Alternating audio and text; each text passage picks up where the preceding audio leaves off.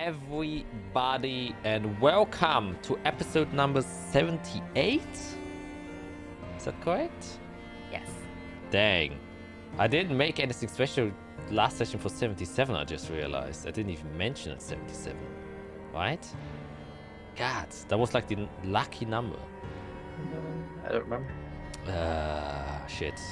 Well, whatever. Now we're at 78. Almost at 80. And then I can officially say we're pretty close to 100. Well, only 20 more sessions. That's the 5th. Pretty exciting. But not only that. The most exciting thing is what you're seeing right now on the screen. Yes, everybody. As promised, I have updated the overlay. Whoa! Very different from the last one. But at the same time, not at all. It, I think, fits the theme a little bit more. It's very red. It's very somewhat bloody, mysterious, but I know that Isora would like it the most because there is a tree integrated into the overlay. Or more like the background is a big tree. Yes, and the levels are finally updated. They were level 11 and I never changed it for the entire course that you guys were level 11. I never changed the overlay, but now it accurately depicts them as level 12. Since last sessions I did level up, and some fancy shit is probably gonna happen because of that. Anyways, back to the topic at hand, which is of course the question of the I'm so dumb. The question of today should have what you guys would have thought the overlay looked like. Fuck. I missed opportunity. Womp womp. You know, not everything can be perfect. Then instead, God, now I have to think of a different question. That would literally was the perfect question for this session. I guess it's a very basic question. How long do you think you're gonna stay in the archives before you are yeeted towards Undorn? Oh boy. Yeah, hi, I'm Matt, playing Fira. Now level 12 wizard. All chronomancy all the time. Well, maybe something new, but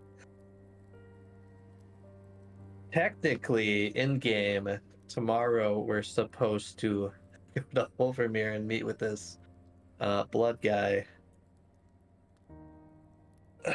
That'll probably happen. So I guess, yeah, one more day. I don't know what time tomorrow we'll leave for there, but eventually I think we've closed enough side quests and gained quite a bit of information. So yeah, tomorrow sometime we'll probably be on track.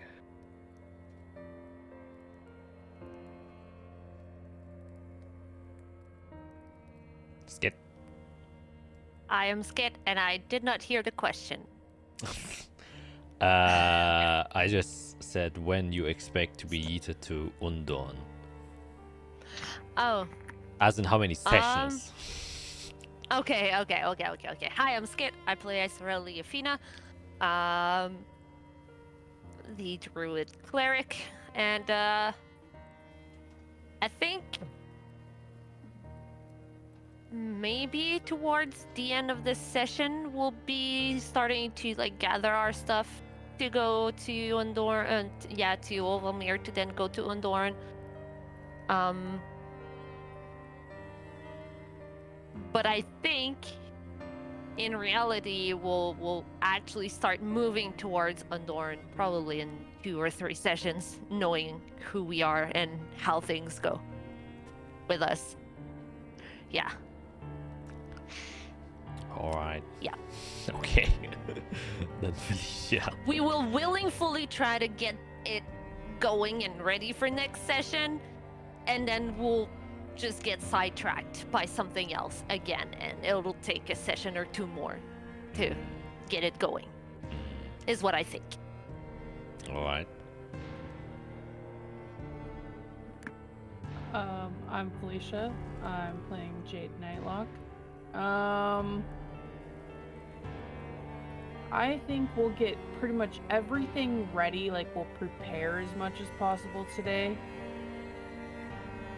And then my guess is maybe next session. If we can drag Eirik out of his experimenting and inventing era he's in right now. But yeah, that's kind of, I'm thinking maybe next session. All right. So, yeah. Kind of depends on Hopefully, hopefully Greg feels better soon. Yeah. Rest in peace. Oh, dang. I'm slightly exaggerating. He's fighting for his life with a nasty cold. Yeah, I forgot to mention. Man, I always forget. But yes, as you can obviously see, our first player, because he usually answers a question first, which he hasn't done in a long time. Shame on him. But no. Poor guy. Yeah, he has been struggling a bit. He just got his basement redone after the flooding, and now he caught a nasty cold, lost his voice, can barely speak, and his sinuses are molesting his brain? Something like that. Maybe he actually has a Mind Flayer tadpole inside of his head and will turn into a Mind Flayer next session. Who knows? Stay tuned, like and subscribe if you want to see a live Mind Flayer transformation. Anyways, until that happens, I think we will get this show started now officially, and as is, what's the word? Usual for... Custom? Yeah, custom for not only a new overlay, but also for a new level up. There is a new intro as well. So yeah, you can enjoy that. Yeah, spooky. It is a bit spooky. Well, I don't know if I would consider it spooky, but you guys can be the judge. That was another question I could ask. What's in the new info? But I didn't reveal it yet, so I couldn't ask it. Anyways, we'll start with that. Enjoy.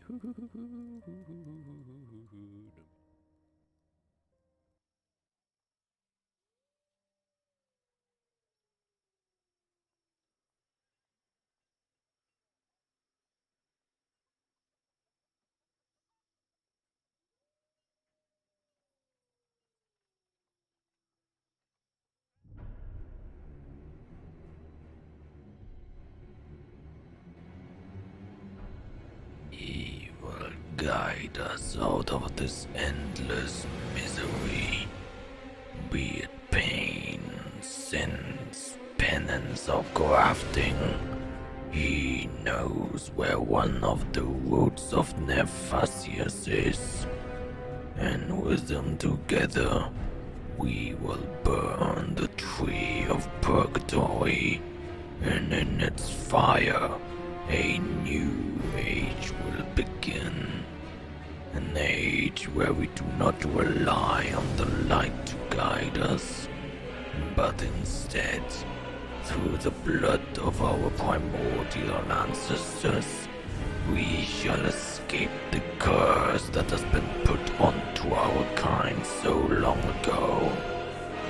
We will not be the victims of this blight any longer, and we will wage the final war needed against those who hold divinity. Those who strive against us are but mere puppets of the divine. We must accept the sacrifice, and we must accept the blood that needs to be spilled. Peace will make us mourn the inevitable deaths of innocent people, and war will make us celebrate the valiant warriors who sacrificed their lives for a higher purpose. Let us not mourn anymore, but instead celebrate for the prosperity of our kind. Stand by me, O so-called sinners. Stand by me, O so-called outcasts. We are bespoken, and we are carved from the very fabric of death and life together. We will not fail, we will prevail. Long live the dark blood, and long live humanity.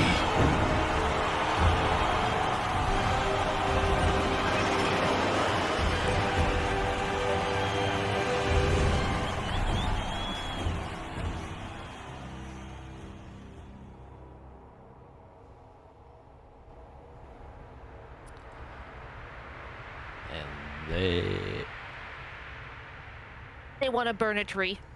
You have it. Izrael is. Izrael is on fire. What? A tree? Yes. But which tree is it gonna be? That is the question.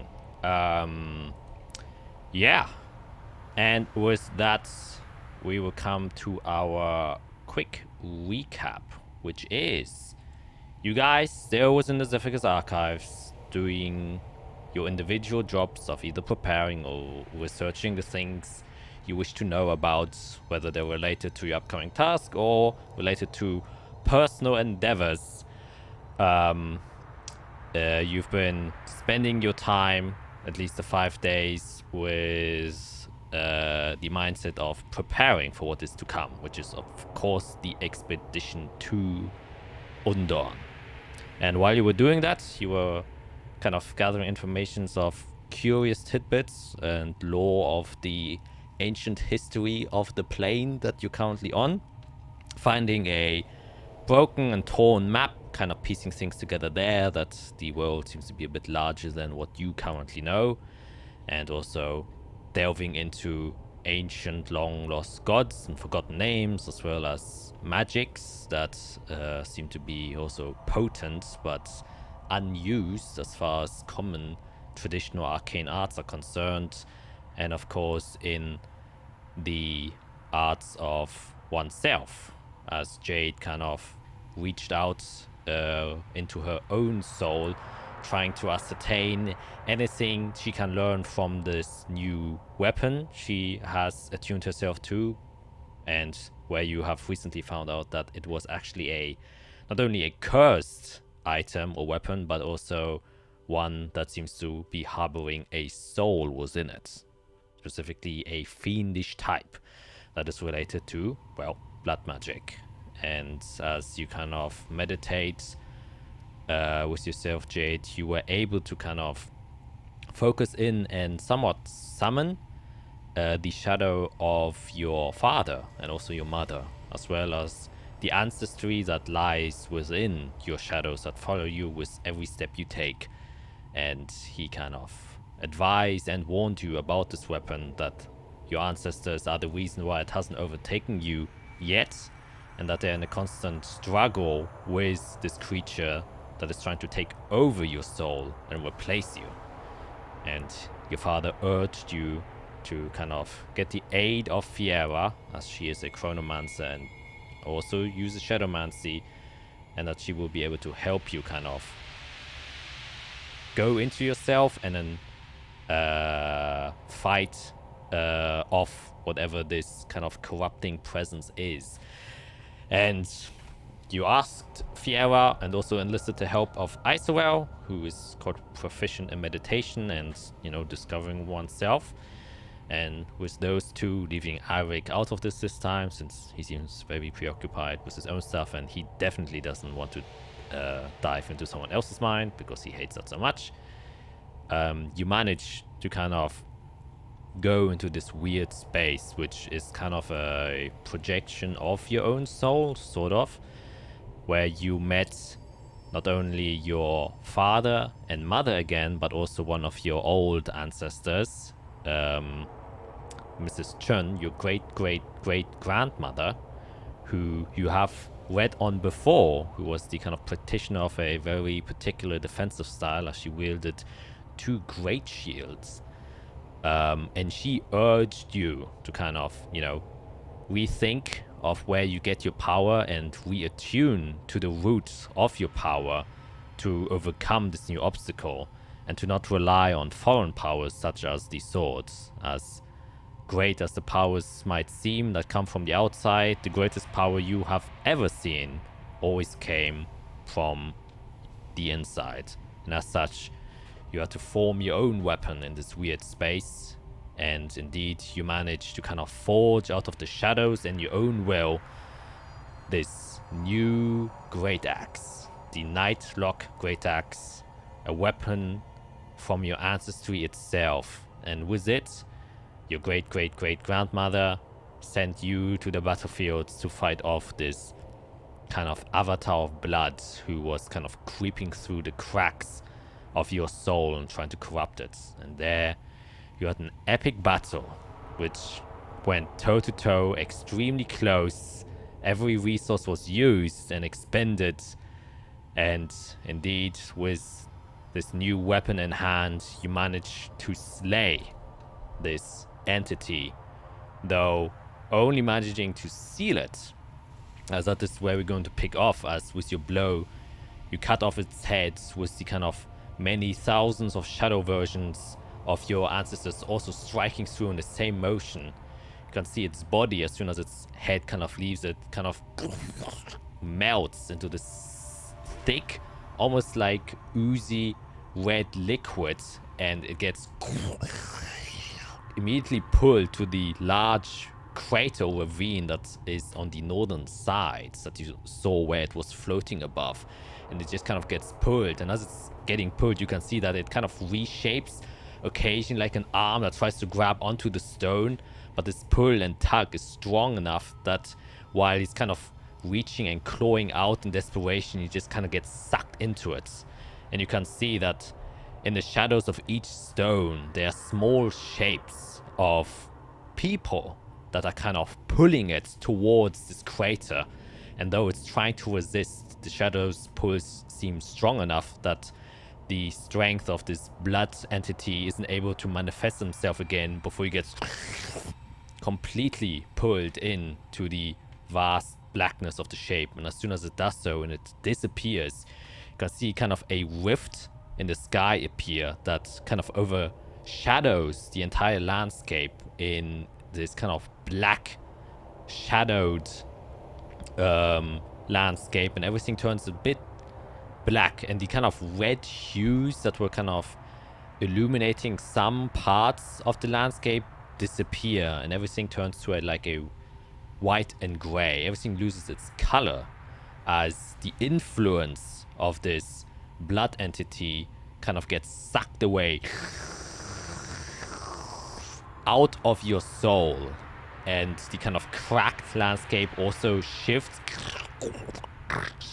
creating a more stable, in quotation marks, environment as the jagged spikes become softer and rounder and turn into normal stones. And the landscape doesn't represent this hellish landscape anymore, but instead formulates and transforms as well as mutates into the very familiar landscape of your ravine. You can see that the big stone formations resemble the inside walls of the great ravine that was your home, as well as many of the tree branches that kind of now start to curl out of the ground and grab into the walls are also the same kind of roots that you're very familiar with where your city was built atop.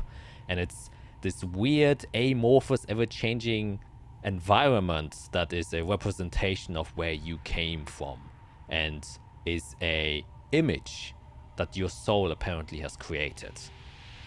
And the influence of whatever blood magic was kind of taking over this space has for now vanished. What do you guys do?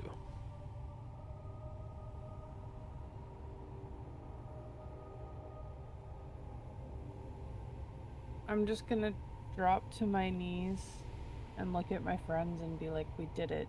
I couldn't have done it without you. Thank you. I'll go up to you and just hold my hand out to help you up and just pat you on the shoulder. Be like, you did most of it. We were just there to help you. Yeah, I have to say I'm impressed. You did quite a bit.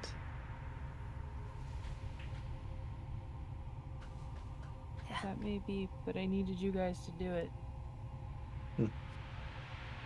Yeah, he was no easy foe. I think we just got a glimpse of what's to come. Reinforce the fact that we are stronger together. I did miss Eirik. I think he could have. We need Yes. more firepower. We need more fire. Yes. Resistance or not? Yes. Kind of like gesture over to like what my soul has created as like my home. There's a preview of what it would look like when we go home as I gesture over.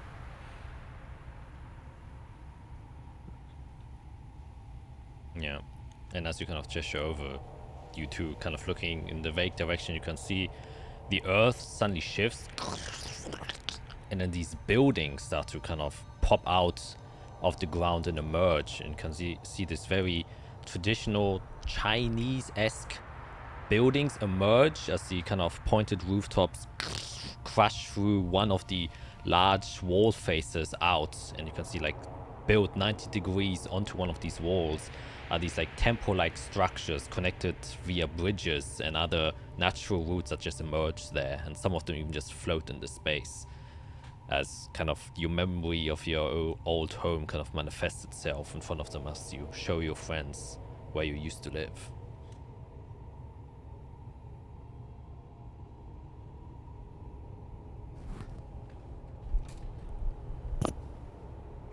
Well, it is impressive. Yeah.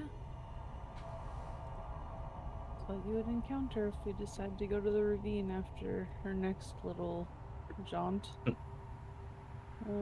We could definitely do that. Yeah. Yeah, I think now more than ever, I am curious about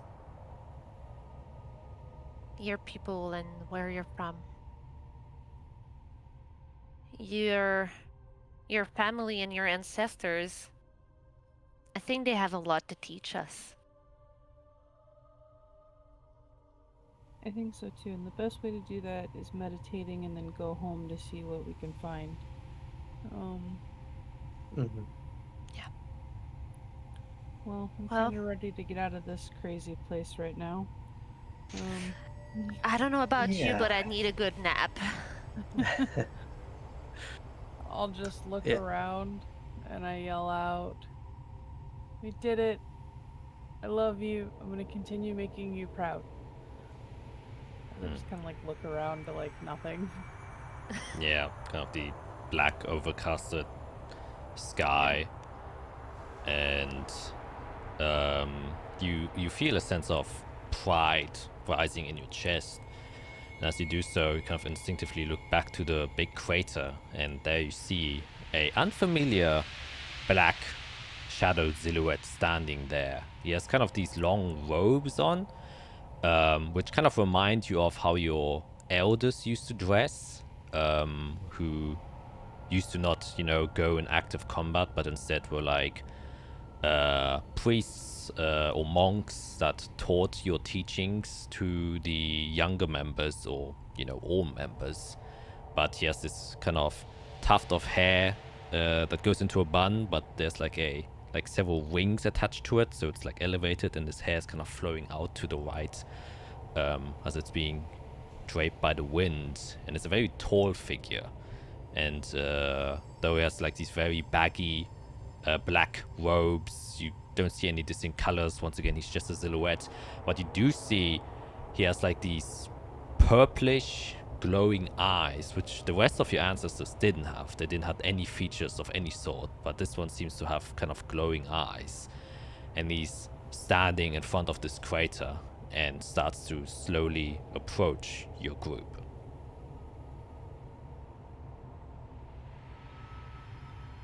I'll stand behind Jade, but with my posture a little bit straighter and kind of take on my more noble position, of confidence and ready to meet someone important, but still put Jade in front of me. Mhm. Like it's your family member. I'll just stand behind.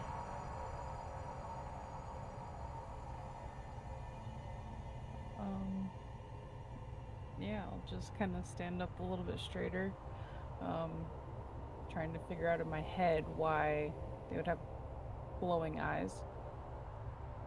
I'll dust off all the like dirt and stuff from going down a few times on you, like just And I just wave a finger and use prestidigitation to clean us up.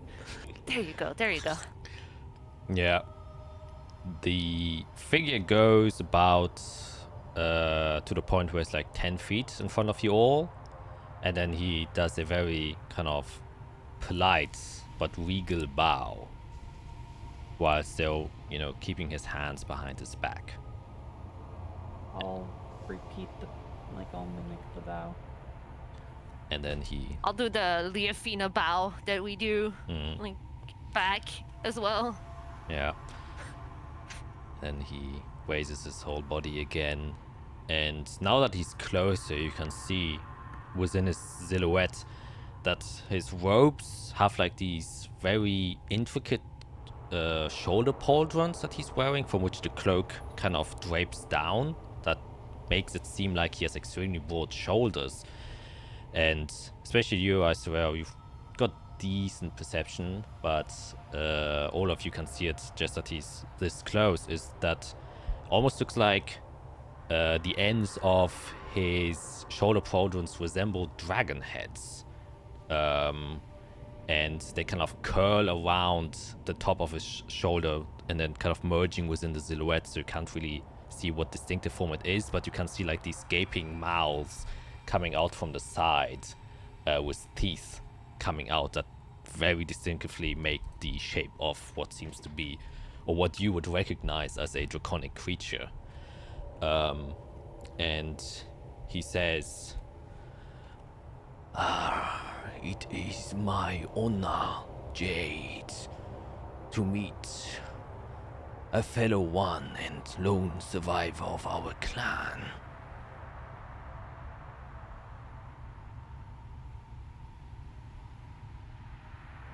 I just kind of let's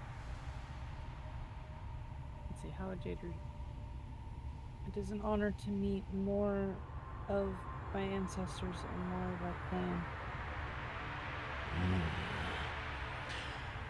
You probably do not know who I am. I am much older than many of the ancestors that probably your parents have told you about. However, this is not of importance now. You have fought valiantly, and I see that the plight of my clan has not left over the ages. Though I am quite curious, Jade. This mask that you carry, what importance do you signify within it? It was my way of trying to protect myself from the unknown before I knew what I was facing, before I was able to communicate with the family. I asked for help to protect myself, and this is what was given. Do you know why it has taken the shape of a black shadow dragon? I do not. And if I'm being honest, it scared me at first. Do not be scared. It is a friend and not a foe. You are already being watched over by the Legend himself, as one of your members partakes in his power. And he kind of gestures to Matt. Oh, not Matt, Fiera. Oh, fourth wall. What? He gestures to Matt the player, and you suddenly see a human looking over you. What is going on? I think that's yeah, I think Fiora kind of knows, just nods toward.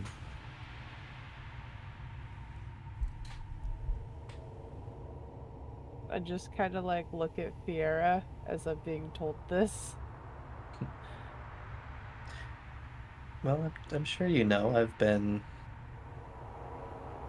falling into a place of being a guide. For you, for Izrael, Eirik. That's my purpose.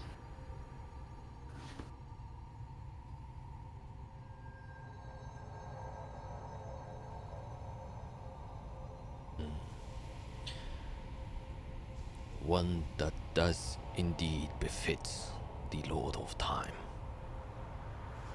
Well, be aware, Jade, for the fact that you do not know why you have summoned the mask of a black drake.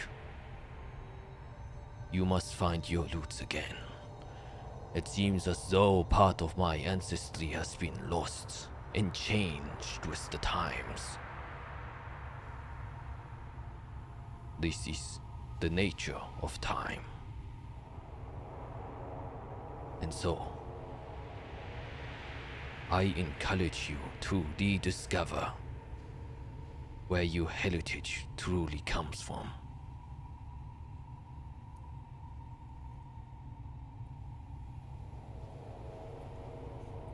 And then he kind of turns around and gestures towards the kind of black, still open crater or void that is sitting there.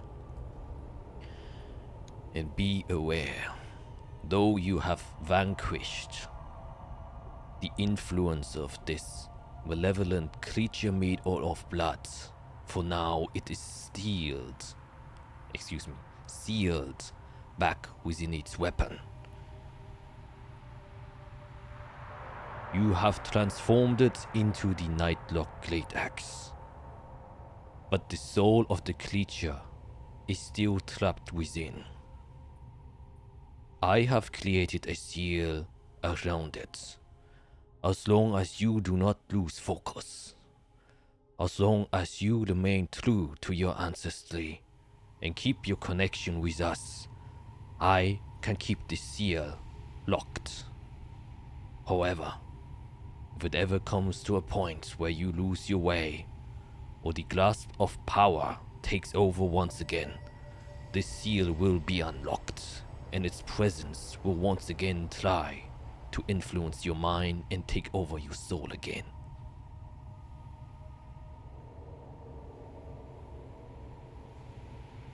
I bow my head and I say, thank you for sealing it. I won't lose my way. What is your name? My name is Kang Xing. I will just write it. Thank you.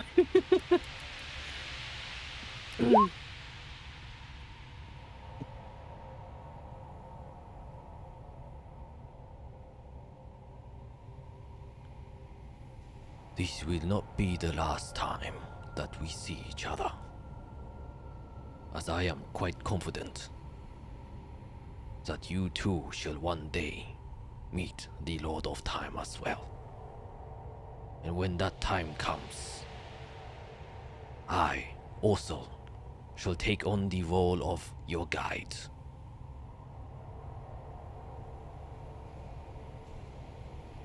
Until we meet again. If I may ask before we leave, Yes,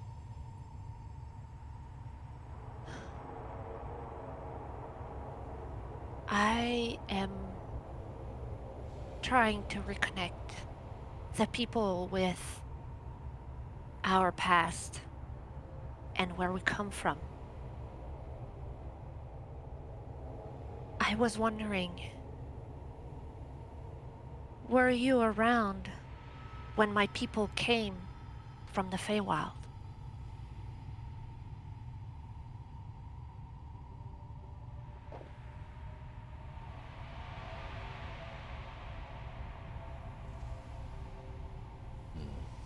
To think. Why? Threw Jack through a loop. Yeah.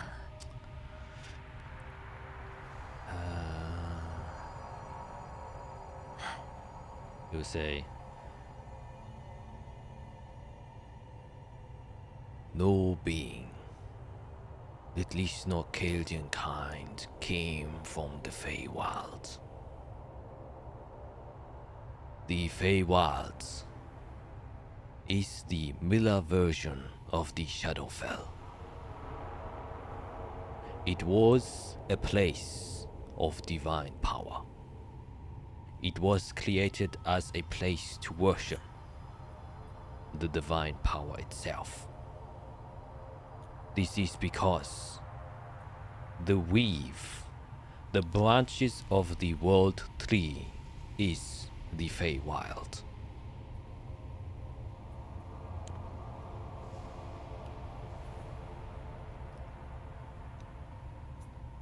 I have only been there once.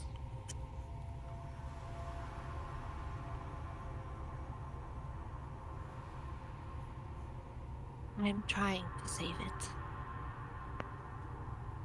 it. Thank you for your knowledge. Of course. Now, it is time that you return to your own bodies. Staying too long occupied in another person's soul can cause some misfortune. And then he kind of just places both of his hands together. And as he puts them both towards him, you can see next to him, about like 2 meters away, two shadow versions of himself kind of appear. And next to them, another two. And then across the entire crater, all of these shadow versions of him kind of appear. Farewell. And until the next time we meet, Jade. And then he kind of bows down, puts both of his hands towards the floor, and kind of in like a chain reaction, all of his shadow versions do it as well. And you get suddenly just pulled up into the sky as the landscape minimizes to a very strong degree, and in one big yeet, you're pulled out, and you all kind of just open your eyes, quick gasp for air as the sounds of the surrounding town reintroduce themselves, and you all feel kind of out of breath. But as you look at your own bodies, you don't seem to have sustained any physical damages that you did while you were inside of your soul, though your soul has taken the damage, which is why all hit points still stayed the same, and all spell slots expended as well. But Jade, as you kind of open up your eyes, you can see now laying in front of you on your knees, as you kind of were sitting there, is the Nightlock Great Axe within your grasp, and a ever faint trail of kind of black smoke weaves out of it, but very subtly.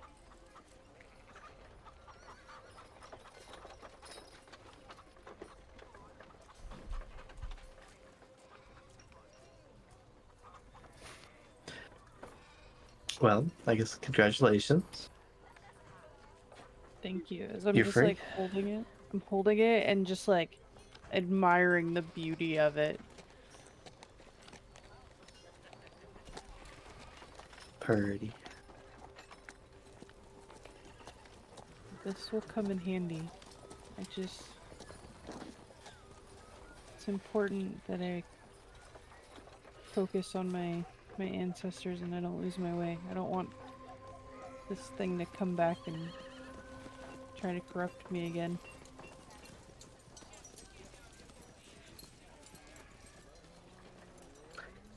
Well, I think as long as you're with us, you should be okay.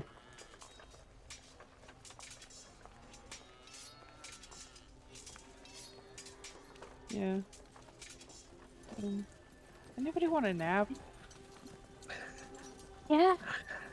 Yes.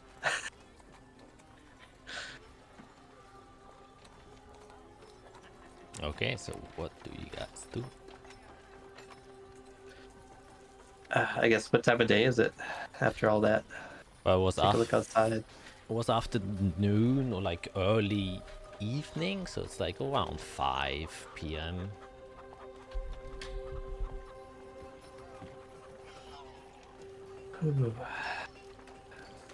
Just short rest and finish off the day. You up for that?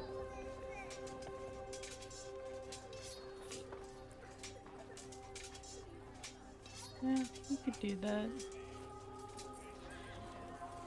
Figure out what we still need before we leave tomorrow.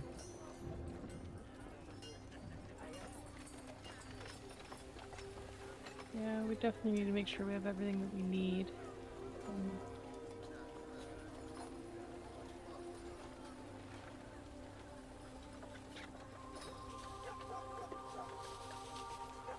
Yeah.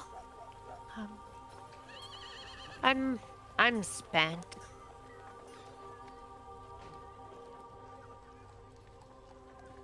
I feel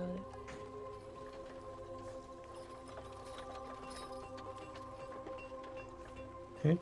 Yeah, grab a chair and take out my spell book. Sit back. Relax for a bit. Okay. So you're just taking a short rest?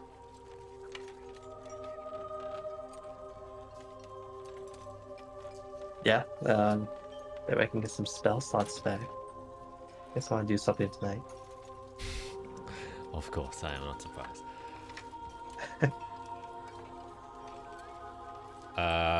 Alright, then... just think Felicia's a bit preoccupied.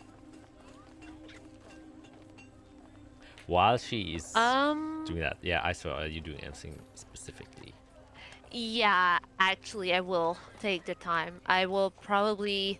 So we're back in our words. Yes. I'm here. We're back in Delit Solus in our little spot that we have. So I'm gonna take some time to go walk. Could we have the map of Delit Solus? Oh yeah. Please? Yep. Let me put you back there. Yep. Here you go. Thank you. If I remember correctly, this was the biggest tree around, wasn't it? Yep. This one here. Yep. Okay. Yeah. So I'm gonna go spend some time there and just meditate and take some time there. Possibly make it a short rest, meditating over there and just pondering on things and thinking back on everything that just happened with Jade and where we're going and what we've figured so far and all that, and just yeah, take some time there. Probably say some prayers to Servalon as well, without necessarily having any goal in mind. Just trying to clear my head and get ready for what's to come. All right. Yeah, can I make a straight wisdom check? Okay.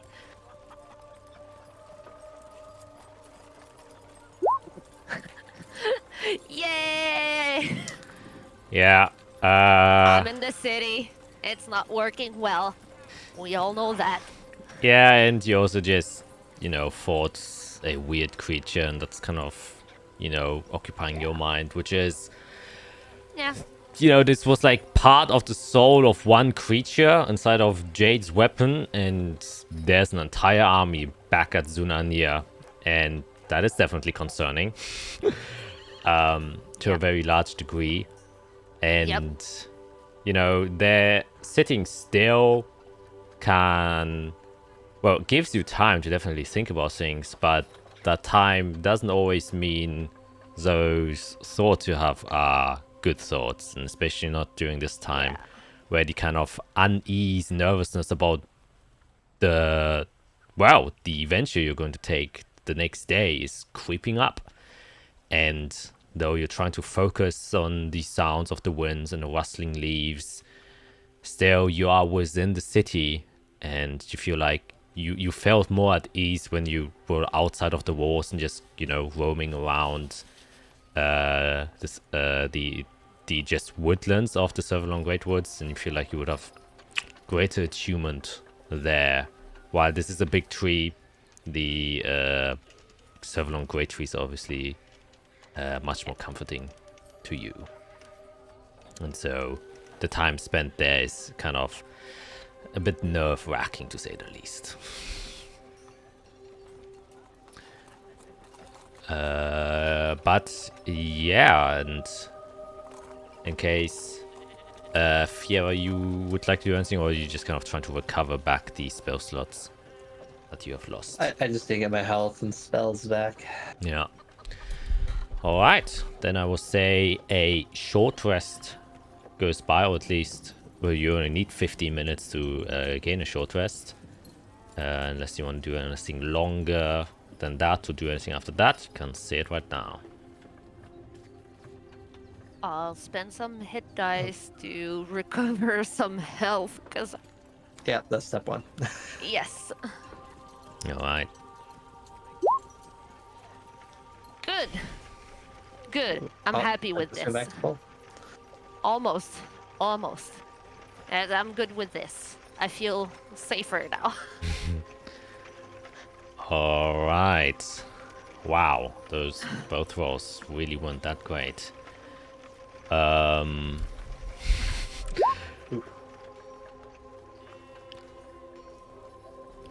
Jade doing a bit better, I guess.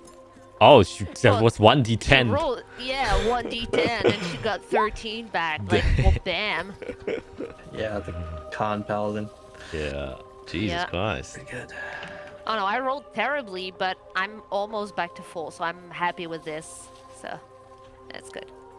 I don't know why it's only rolling one at a time. I was trying to roll 4. Well, your first one was amazing. Yeah, No. maybe that's the way to go.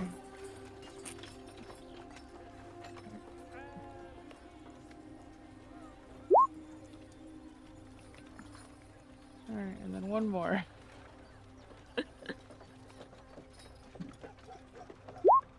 Oh, okay. Okay, would you have done anything during your short rest, or would you just kind of chillax, Jade? Probably just relax. Yeah. Try to process everything that just happened. Mm-hmm. Yeah, that makes sense. Alright, then 15 quick minutes go by uninterrupted, and the rest of the day is yours. So what would you all like to do?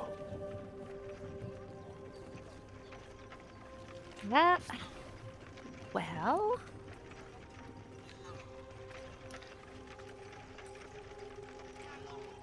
Gotta find my to-do list. I have some shopping to do, unfortunately. Still. Jeez. Oh my god. I got new spells. Ah, I true. got new Oh. spells. Okay. I have new spells. I have new components to get. So I'll just make a small list of things I need to get. Okay. Makes sense. Well I then. guess I'll check out on Tumarin. See how he's doing with the amulet, since I'll need that tomorrow. Yes, you go to him and he would say, like, it's going good. It's like, yeah, it's a work in progress. Haven't got it quite done yet, but I'm confident Okay. either this evening or tomorrow morning. It's just, I'm not super used to working with larger chrysalises. Usually they're in shards. I didn't quite feel like making it smaller, of course. I guess, is there anything you need help with? I have some experience. Well, it's just, you know, trying to get the proper geometric shape, so it can disperse the energy equally throughout the periapt, so it can fully close the magical circuit and Right. have the effects amplified and not change anything in unexpected way. So just want to have it controlled, which is usually difficult with crystallises. Right. One I've seen of that size is it obviously helps to just get it polished and, I guess worked properly, like kind of like a gem. Yeah, I'm trying to fit it inside of the periapt is also quite difficult. Kind of used to like larger for the size of the chrysalis, like armors and stuff like that. And she kind of shows you like the work he has already done, and is taking the periapt apart, and you can see that he has already started to engrave like these extremely small arcane sigils within that are like very precisely measured out that go along the entire inside of the periapt, and you're like, yeah, that's some teasing work. Well, I guess I will say I'm impressed.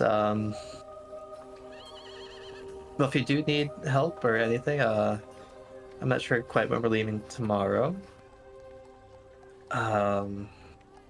But you can find me probably at the Tower of the Archive if you have any questions. Obviously, if you need more funds or resources, I can look around. No, I think I have everything, but thank you for the heads up. It's just very time consuming to write down the arcane sigils. Yes, so it's really just handiwork and time that I need more than anything else. Okay. Well, I wish you luck. I honestly look forward to see what you kind of turn into. Yeah, I'm doing my best. Think you should definitely get a significant increase to overall health. Gonna boost the natural defenses of your body. Yeah, and trying to just amplify all of the effects it already has. So yeah. Right. But within reason, of course. Obviously, I don't think. I don't want to turn into a bodybuilder. Well, obviously no. Right. Well, actually, I never even thought about that. Just increasing the tendon size and muscle fibers. And he kind of starts to his thoughts trail off. Right. Well, maybe your next one, and then I'll leave him to his work. Yeah, just And then I'll just head to the archive, I guess. okay. Archive it is again. Then I swear anything from you. Yes. The first thing I will do is I will be the weird druid that I am, and I will try to find some animal bones. Okay. So that I can then go see an arcanist that could engrave them for me for 25 gold. Yeah, definitely. That's more than easy enough to do. Yep. Like there are a lot of hunters here, so they collect a lot of the kind of bones, and a lot of jewelry is also made out of. So I would collect a small collection of different types of bones and just have them engraved by an arcanist so that I can cast my spell with it.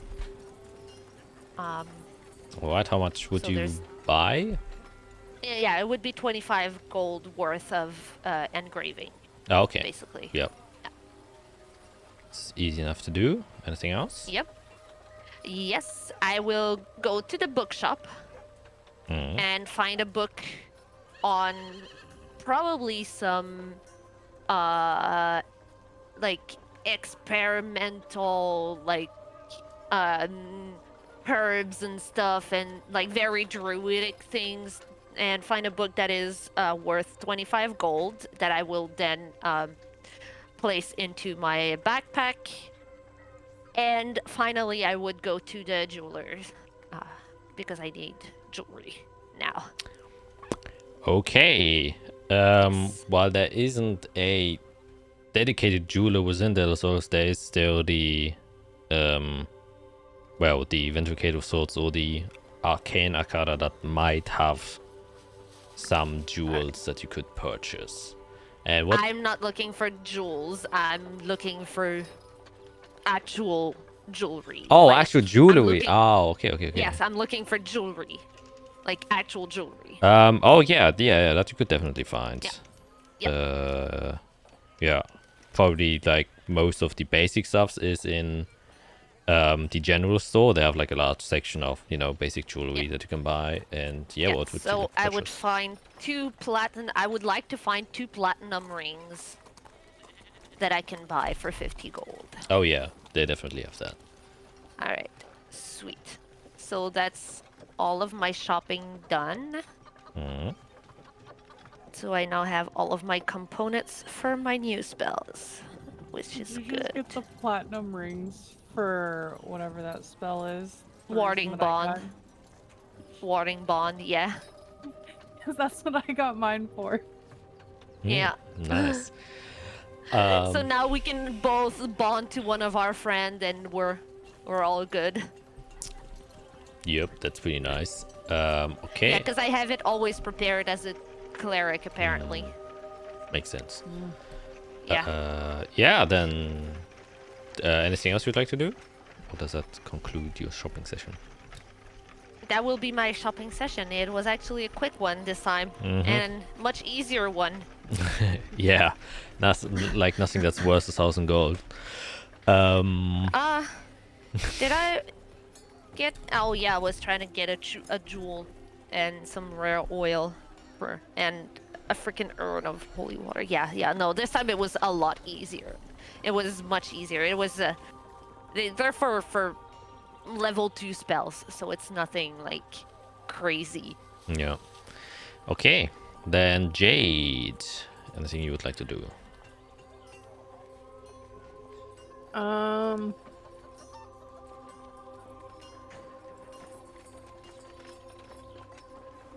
I think I'm just gonna I don't think Jade's gonna do anything crazy. I think she's just gonna relax. She'll probably sketch a lot in her book. The only shopping thing I think I would need is probably a general store. And get some more painting supplies. All right. Yeah. Can do that. For a general store, painting supplies, can just knock off 5 gold and you get some pretty good quality paints. Probably going towards the same store that where Fiera buys her inks. Also sells some quite good paints there as well. And some very fine brushes too, made out of different kinds of pelts of badgers or squirrel tails and stuff like that. Very good quality. Okay. Then, well, we still have the evening of the day. I would say, with those endeavors, 6 o'clock. I guess, Fiera, you're within the archives. What would you like to do there? Yeah. I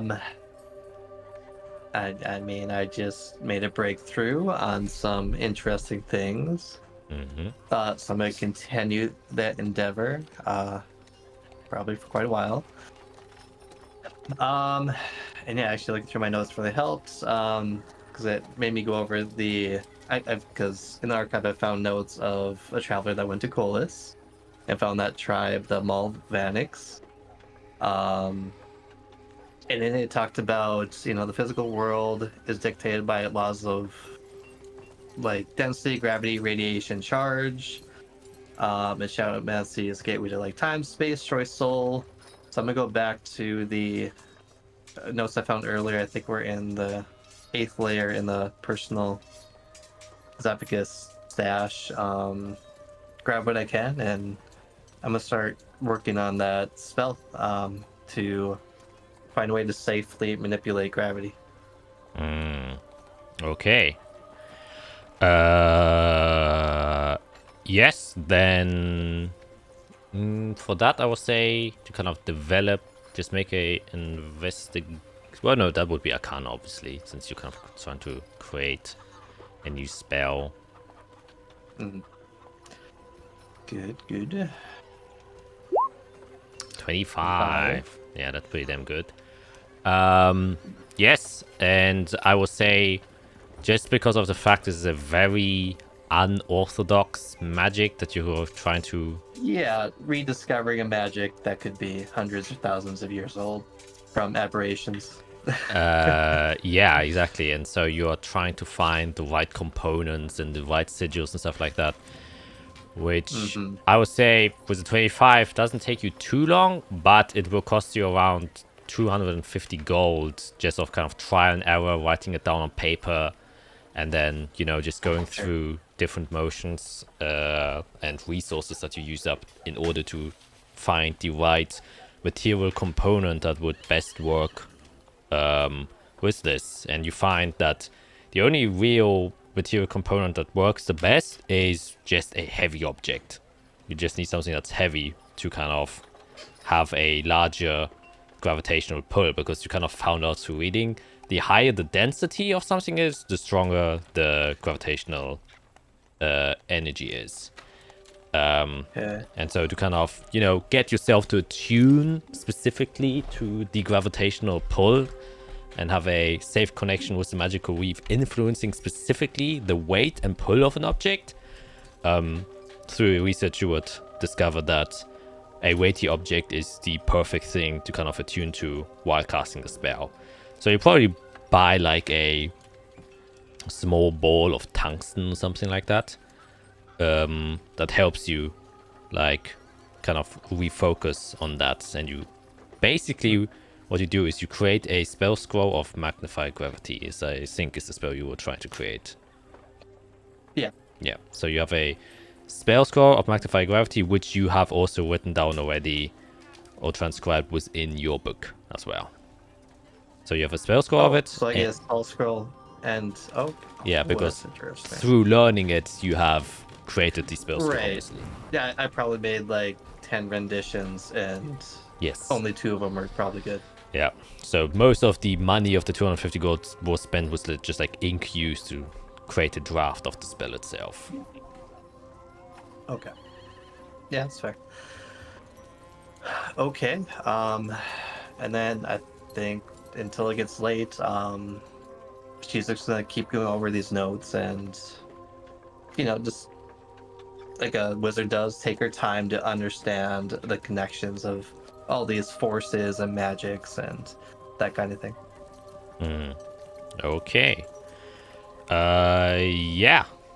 So you're just kind of studying your own notes, right? Very well. Then that concludes Fiera, and jumping over to Iso. Anything else other than shopping you would like to do at the end of the day?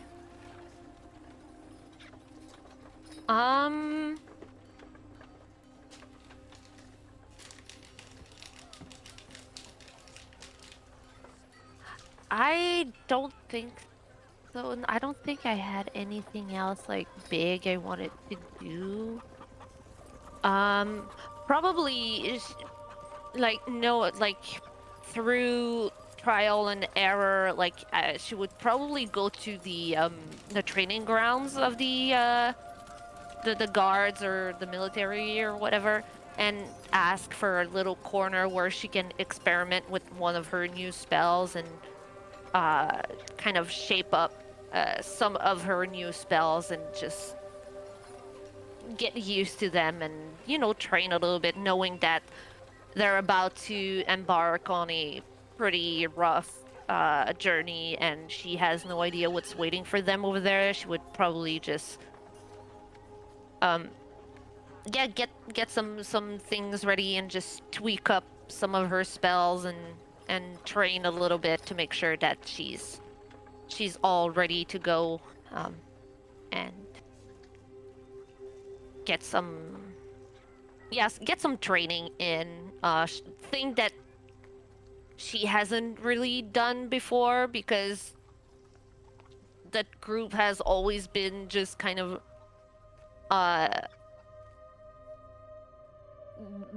running around a lot, and whenever she had new stuff like that she would discover, she would just make it up on the spot and just hope for the best. And now that she actually has a day where she can do it, she's like, yeah, I'll take that day to actually tweak things and get used to my new abilities. Yeah, you probably spent the time with Jarvan, the Archdruid here, since he's like the druid you met, and he seemed to have found an attunement that kind of sparked your own inspiration by, turning into a fire elemental. Yeah. And he would also like kind of curiously ask you, he's like, so how have you actually discovered the way of the druids? You seem to be more of the noble descent. It's actually a funny story. My father sent me here to study diplomacy and to take over after him once he would retire. And I found diplomacy to be quite boring. And one night I was looking out of my dorm window, and I saw this beautiful, beautiful moon and the reflection of a beautiful deer in the water. And it kind of spoke to me, and the next day I spent some time in the library and I started researching, and I discovered about the weave, I discovered about our people. I've always been fascinated by the history of our people. And I learned about Servalon, and I decided to look for him, or look for someone that could help me look for him. And I traveled into the great woods and found... Actually, no, I didn't find. I'm pretty sure he led me to one of his shrines, where I met one of his druids who taught me everything that I know. It is a quite peculiar story. Yeah. Well, this must have happened quite some time ago, otherwise. I think I would have caught wind if a young individual was so interested in the druidic ways. I would have gladly taken an apprentice. Well,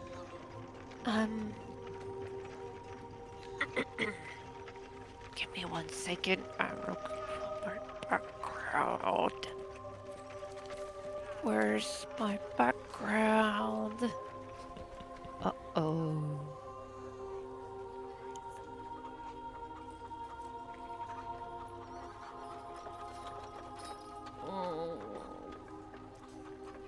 Here?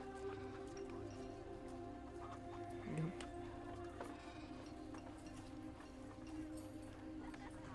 It happened,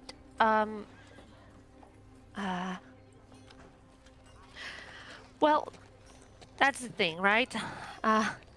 You know how it is when you're in the weave and time gets all funky wonky. It was a few years ago here, but to me, it was almost 100 years ago, with all of the time I spent in the weave. Interesting. So, have you then found one of the old shrines? I did, yes. want my background. Where did I put it? Is it in... Oh, found it.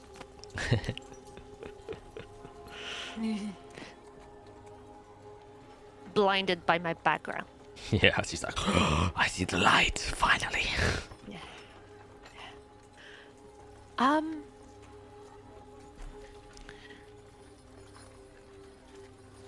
I found the shrine of the... I actually found the shrine of Sulmortar, daughter of dreams.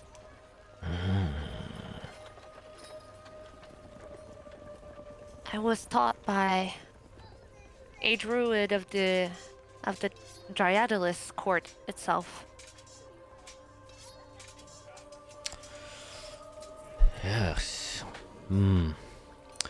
I myself have not talked to one of the Dryadalis.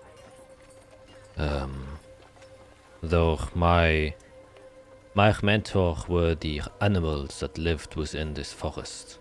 I had a similar story as yourself. While I was not born in the high courts, I was a simple farm child, but I was a bit antisocial. And my philosophy was, why talk with people when you can talk with animals? Because they seemed a bit more friendly to me than the average village folk who I had to spend my day with. And while talking with them, I gained the impression that though animals do not use words, they have great stories to tell. And that every animal carries a fragment of a memory of the place they came from. And I also discovered a shrine of Delis Solis, the Son of Memory. And as such, I dedicated myself to preserving the memory of the Silverland Greatwoods.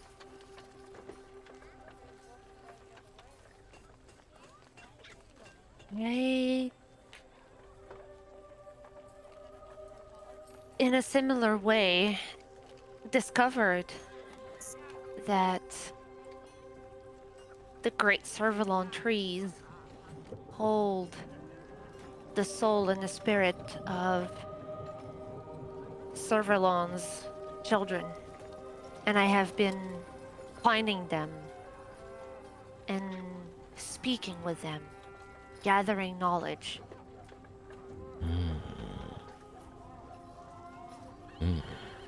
Yes.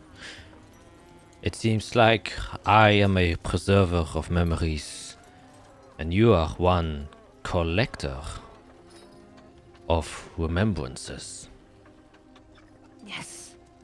I have learned that the only way to save the weave is for people to remember our roots.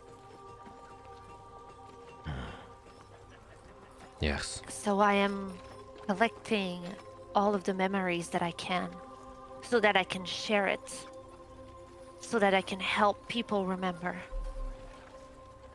Remind them of who we were. Yes. If you don't mind, how about we take a small walk outside of the city walls? I have something to show you.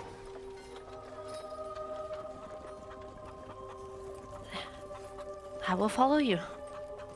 He kind of turns around and starts kind of heading outwards. He's within the east barracks, so you're currently on the eastern side of town, and he steps out and he trails towards the kind of southern side. And there he kind of leads you to a familiar large lake that you often kind of spied through the heights of Fiera's Tower, and where you also often passed by. And now that you're looking at it, also maybe this was the same lake that Glamber got his inspiration for your clothing, as he also mentioned some sort of lake. But it is kind of surrounded by these large branching great trees of the Sevalon Great Woods, with their roots kind of twisting and twining all around, creating like these many different archways that almost seem like a regal natural palace. And inside there's this splendid lake that is completely still. The wind is very faint, though the surface of the lake itself seems more like a mirror than water as you step there. And the evening sun is kind of cresting, though the sunlight that is piercing through create these speckles of light that refract off the very smooth surface of the murky waters. And you see that kind of the Archdruid walks towards it, and he says, "Look, it is quite dangerous to walk outside of the city walls. I make myself do it often to remember what we are protecting. Yes, it is true, it is the people within the walls, but we also have to preserve everything that is outside of them. And I feel like since the construction of the walls, many people have lost sight of what is outside of them. That their memories of where we came was, of course, before the walls even existed." He kind of sits down next to the lake and looks out over it, and it's quite large lake, probably like a 1,000 feet by 600 feet large space. You can see many different wildlife creatures on the branches, on the lake itself, a couple of ducks, a badger that is kind of passing through as the evening hours are starting to begin and they're waking up from their slumber. And kind of says,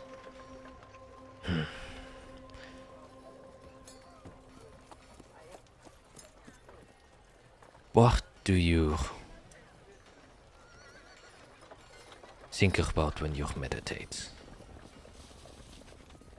I think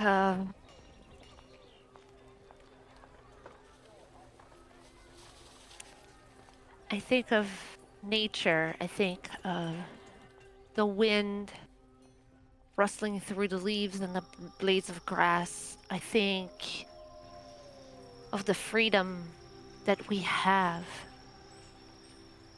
out in nature, outside of city walls, outside of our homes. I think of the water coursing down the mountain. I think of the stars in the sky and everything around us, and just how small we are in this great big everything around us.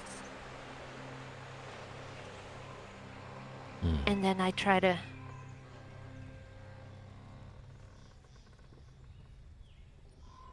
connect myself back to the shrine so that I can find a piece of where I came from.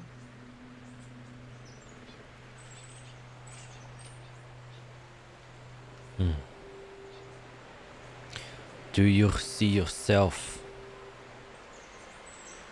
as a memory?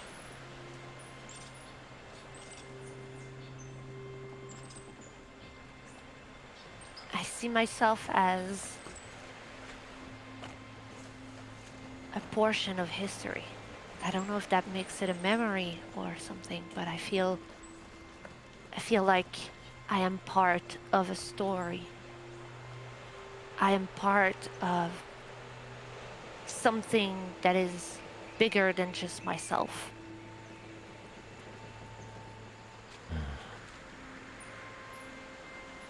Yes. I think our ancestors thought the same. At this point, he kind of gestures to the tree next to him. And there you can see on one of the thick roots that is protruding out that creates this archway. On the bark, very slightly and almost faded, carved inside of there, you notice what seem to be small murals that have been carved inside of the bark of this tree that go all the way along it. And you haven't noticed this prior, because as you kind of look close, it's very faded and only a few of the marks are still visible. But as it kind of guides your eye, you can see that Jarvan kind of stands back up again and then approaches the tree. And you can see where two of these roots meet. It creates almost this doorway or crack or crevice inside of this large tree where all of these etchings and carvings coalesce together into one big mural piece. And you can see faded symbols and icons of what seem to be elven people carrying all sort of things. Jars, backpacks, potteries, and different tools such as hoes, pickaxes, shovels, forks, farmers. Some of them are also carrying armor as well as weapons, and a wide variety, a large spectrum of different groups of people, though all elven, are kind of shown here walking towards this crevice. And within the crevice you can see a kind of sprouting tree that seems to have like sort of legs and wings that kind of go around and create this doorway where they all seem to be going towards. And above all of the heads of these small people or icons and depictions of these people, there's like a small circle carved over them, with a few lines jutting out, almost kind of representing a small sun or star or flicker of some sort. And Jarvan says, "The reason why Delos Solus was specifically built here is because here there used to be a shrine dedicated to Delos Solus. Many of the trees around here still hold old etchings of the people past that believed in, either prayed or lived by the Sun of Memory.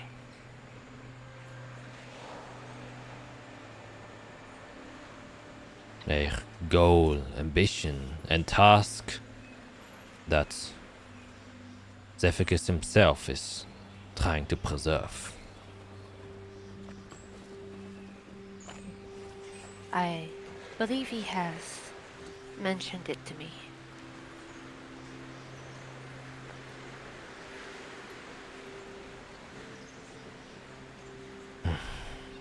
I believe there are many more of these shrines within this forest that are yet undiscovered.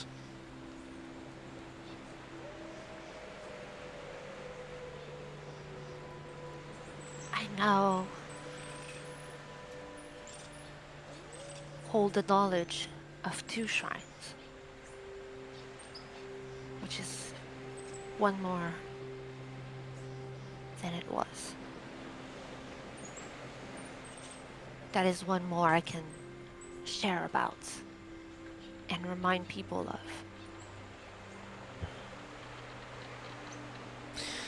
Yes. I believe your task is to go out, tell the people of the things you have discovered. Actually, no, this is the 3rd shrine I've found. I know of. I have found... Well, I haven't found, but my friends and I, in our travels and our endeavors with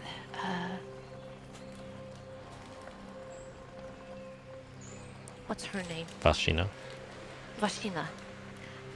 With Vashina here, one of the scholars, we found a shrine dedicated to Mirverax.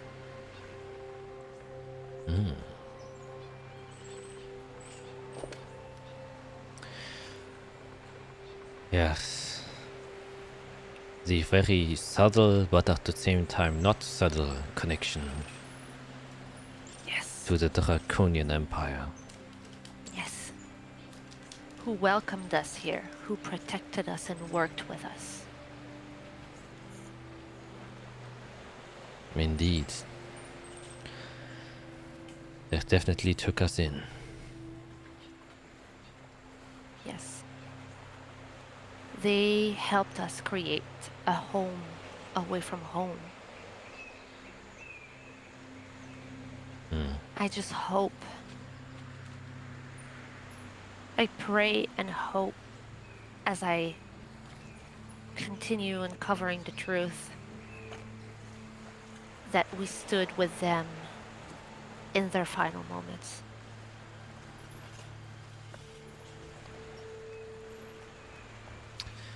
Yes, that is hard to know what the purpose of our people was during their collapse.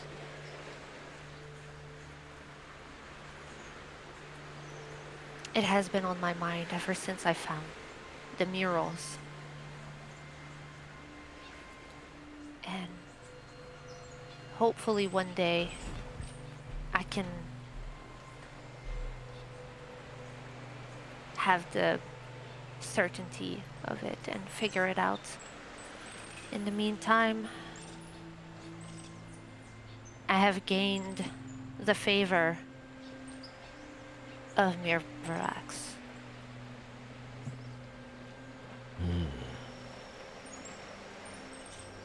And I will not let him down. Hopefully I can repair whatever bridge was burned.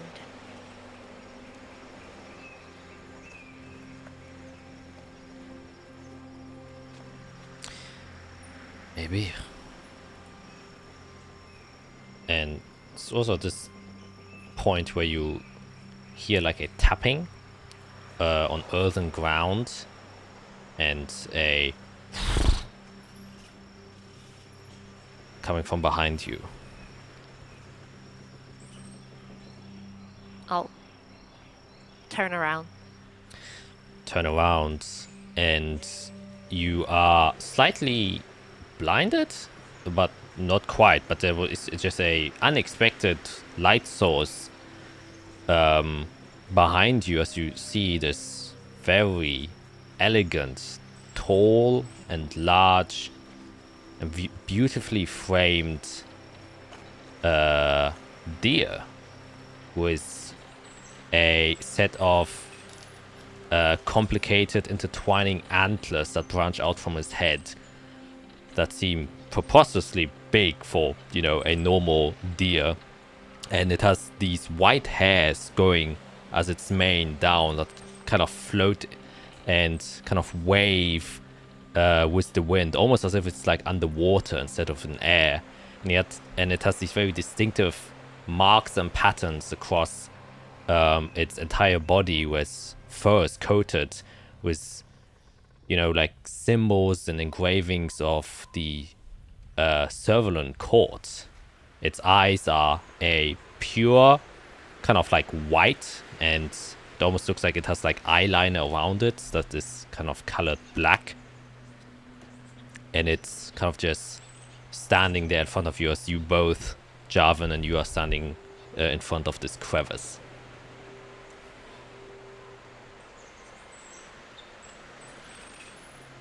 I will immediately bow my head to it. Jarvan does the same.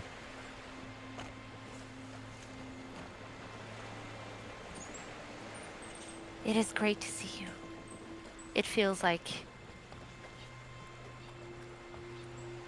years since I was in your presence. Kind of bows his head.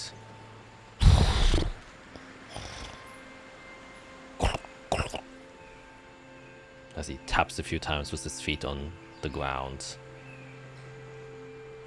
And you get the sense he's like asking to pass. I'll step aside. Yep. Jarvan does the same. And then he kind of, with this very upright posture, kind of walks elegantly past you. You can see the two large roots that form the crevice of this tree.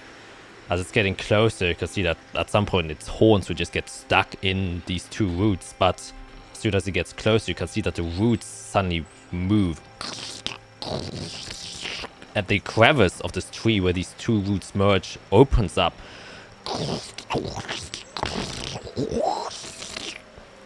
Revealing almost like a hidden door that was inside of this tree. And you can see Jarvan's eyes kind of open up wide as this regal deer enters inside. And it's completely dark in the space that he's walking inside of, but you can see that the deer itself is glowing, producing this light that's illuminating the space slightly as you kind of look inside of where it's kind of walking up towards. You can see like stairs that are very thinly built, not like these big gaping stairs that he kind of walks up to, almost like he's going up to a pedestal. And on top of the pedestal, standing there with a kind of tree branches forming and creating a stand that is holding what seems to be a staff of some sort. And you see the deer kind of walk up towards it and then bows down his head and picks up the staff with his horns and then turns around and then walks back down the stairs.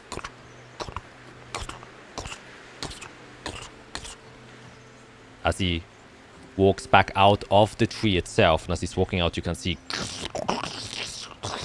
it closes up again and walks about like 15 feet in front of you towards where the lake is, while holding this elegant natural wooden staff that looks like just intertwining vines and branches that leads to an end. And the end itself, the head of the staff, seems to be a great big antler, very similar to the deer that is holding it, with a encrusted gem that is kind of nestled and held by the edges of the horns of the antlers. I'll kind of look at Jarvan and kind of nod at him and just slowly walk behind the deer to see where he's going. Yeah. It kind of leads you towards the lake.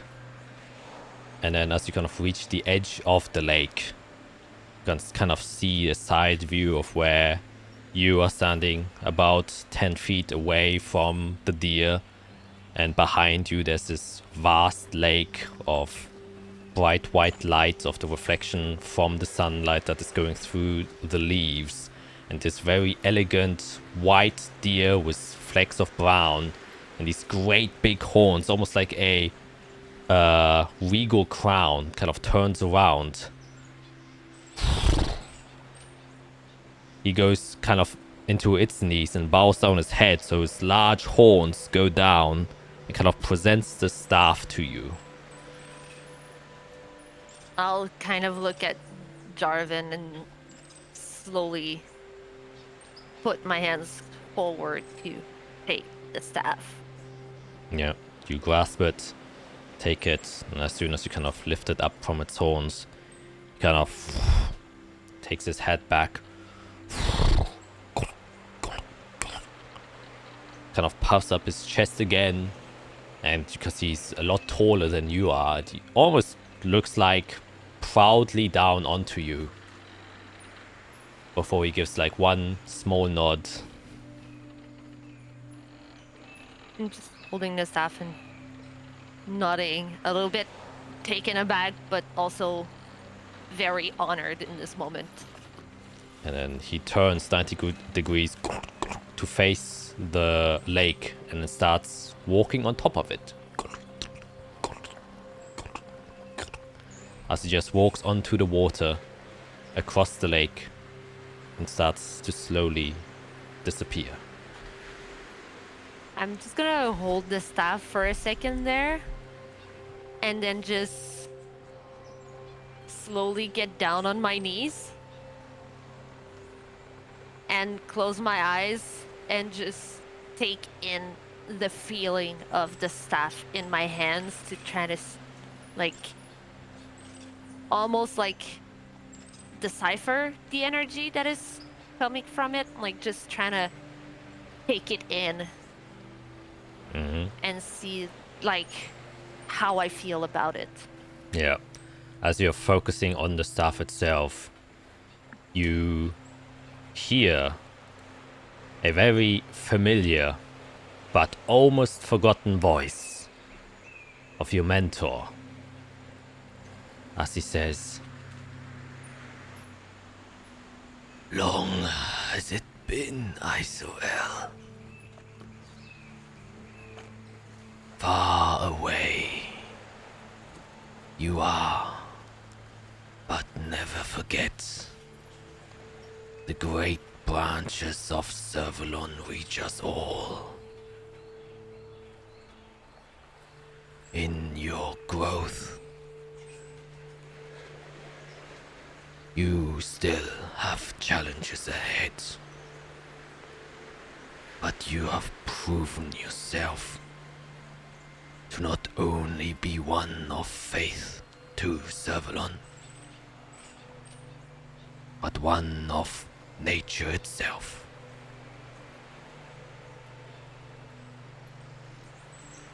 This is more than deserving to be yours now, Isoel.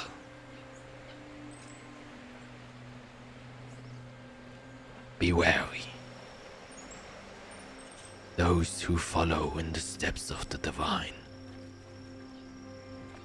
will encounter more and more danger. And danger, I feel, is quickly approaching the memory of our place. Brace yourself. May the power of the woodlands be with you. as he says that, you can feel the energy of the staff course through your veins as you understand. This staff comes from the woods themselves and also harvests the power of the woods. This is Staff of the Woodlands, which you can add to your inventory.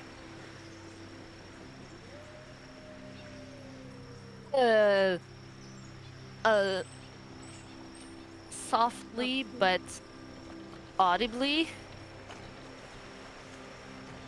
Sorry, I'm just going to.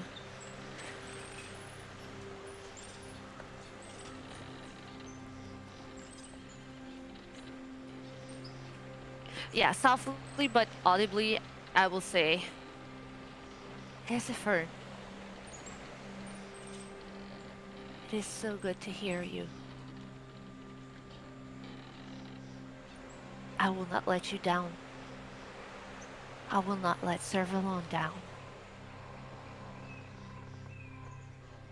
I will keep fighting.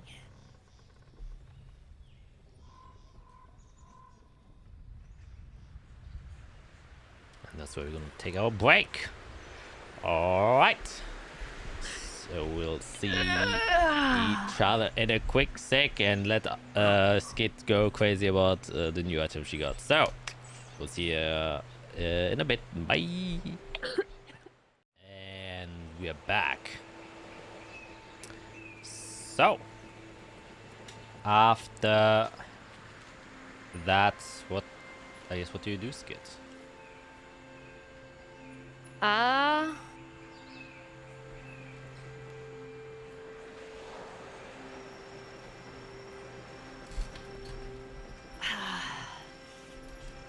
I'll turn around to Jarvan and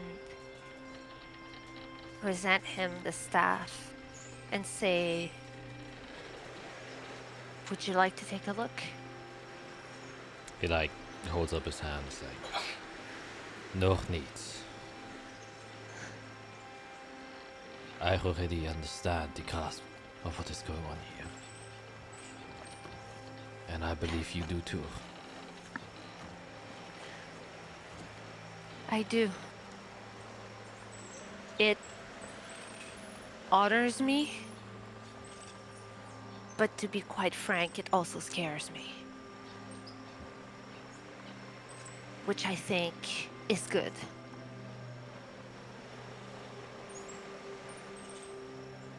Yes. Nature is honorable, but the storms, the disasters it can cause, are frightening at the same time. That is how we regain our respect for nature. Never forget that.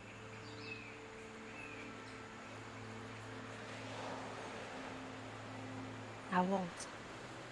I have not. I have made a point not to forget just how powerful the connection to nature is.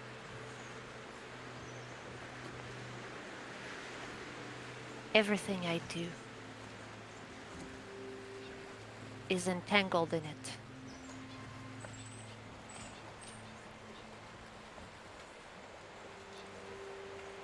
Even my newfound clerical abilities have been deeply rooted in my connection to nature and Servalon himself.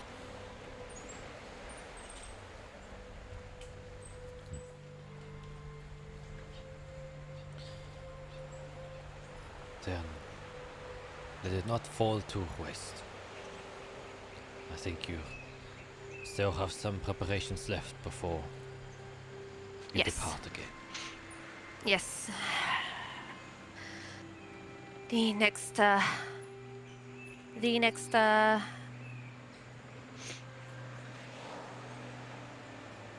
next order of business is Undorn,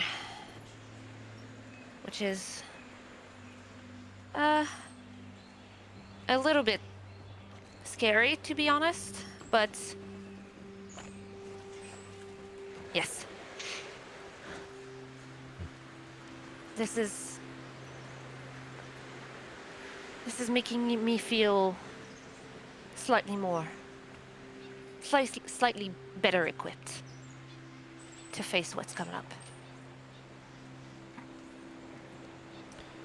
Very well. And he just kind of nods and kind of walk back to Del Solis, to the area, and you just continue on with your trading and probably utilizing and try to understand the staff you have been handed a little bit better so you can wield it effectively when it is Yes.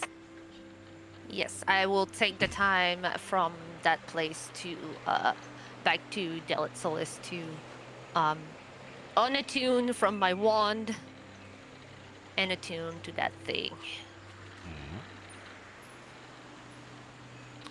Very well. Then as Isorel is walking back into town, I guess for this day, since it's probably already late evening, Fiera, you are spending all of it within the archives to kind of go through your notes, your spells. Then I would say the evening comes and it is somewhat time to go back to sleep, as you all still feel exhausted from what has happened within Jade. So, is there anything you guys would like to do before the day is ended? Has ended. Nothing specifically that I want to do.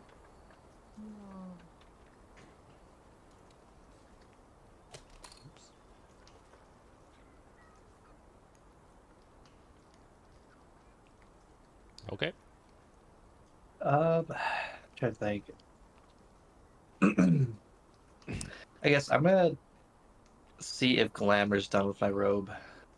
since I probably could use that before we leave.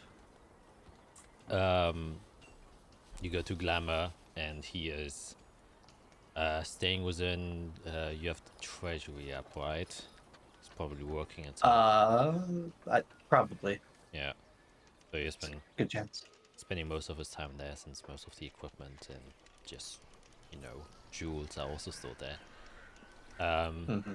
You go up, and you can see like 4 racks of clothing have been set up there. And there's like a lot of yarn balls, No. a lot of different fabrics, needles kind of just placed very neatly organized across the room, like there's a landmark. And everything distinctively placed so a cat can easily reach it. You can also see that most of the tools have been modified, so it can be picked up either by 2 paws clutching it or by the mouth. And Glamour seems to have found out a way to make the best out of his, well, peculiar new body. As you walk inside, he kind of looks back and says, "Oh, hello." Someone's been busy. And that someone is me. Yes, I have been quite busy indeed. Okay, well, show me what you've done. I'm curious. Ha! Don't ruin the surprise. Greatness needs time. Oh. So they're not finished then? Well, I want to have the entire collection finish at the same time. You know, when you have you ever been to a fashion show? Yes. Yes, so you would know there is, and he kind of walks, a catwalk. Correct? And guess what? They walk one after the other. Not one every day. So, to present my full set of work, they have to be presented Uh-huh. at the same time. Okay, I guess I will mention we plan to leave tomorrow.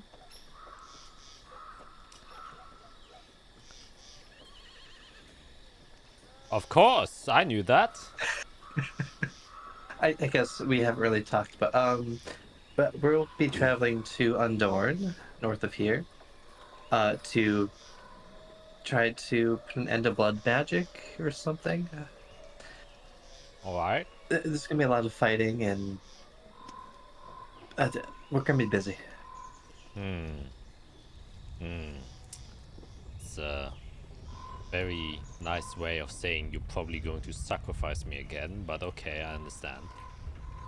Well, I was gonna ask, I want to give you free will, as you've been good.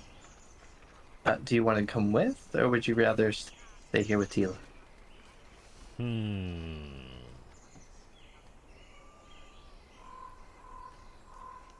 That is a appropriate question to ask a cat. Well, the education of Tila has been going very well, and she seems to have been able to Good. self-study even without my supervision. And Oh, of course, impressive. I need models to, how should we call it, present my gorgeous, glamorous work. So I Right. have to ensure that you all survive. So it is, your lives are also my responsibility now. So I will say, Wonderful. if my help is needed, you may summon me. But please, not inside a nest of hornets again. That really hurt. Okay. Yeah, you walked into that. That wasn't me. I don't care. I was stung about 1,000 times. I still feel it. Every time I go to the toilet, I still feel it. They went places. Do you understand? They went places. Oh, I saw. I saw. Okay. Well, that's fair. I guess. can you deliver a message to her for me? Yeah, of course. Just let her know that we are leaving. And we may have found a possible cure for her illness and are looking into that. All right. That's some good news. Possibly. Well, we found out who cursed her, and they are quite unique, and I'm sure our paths will cross. Very well. I might want to talk to that individual myself. How dare he curse my free worker, impeding the progress she could make. Imagine how much more work she could do for me if she was a fully functioning individual. Yes. Yes. I'll let you speak to them before we do. Very well. I would gladly put in a word or two for my glamorous mouth to let him show Perfect. on whose paws he has stepped. Or they. Yeah, I don't quite know their gender either. But... Or if they have a gender. Wow, is it a stone? No, I think they were once a person, but I have a feeling they aren't anymore. So like me, are they also a cat?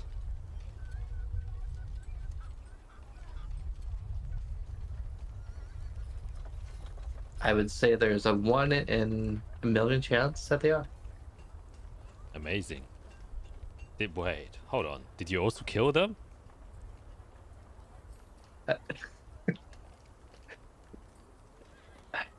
Time is funny, but Not yet. what she said. Not yet. Yes. But we may have to, as they're causing a lot of problems. Alright. Well, you do your busy work there, and I will ensure that while you're doing the busy work, you look glamorous while you're doing it. Yes, these current clothes are.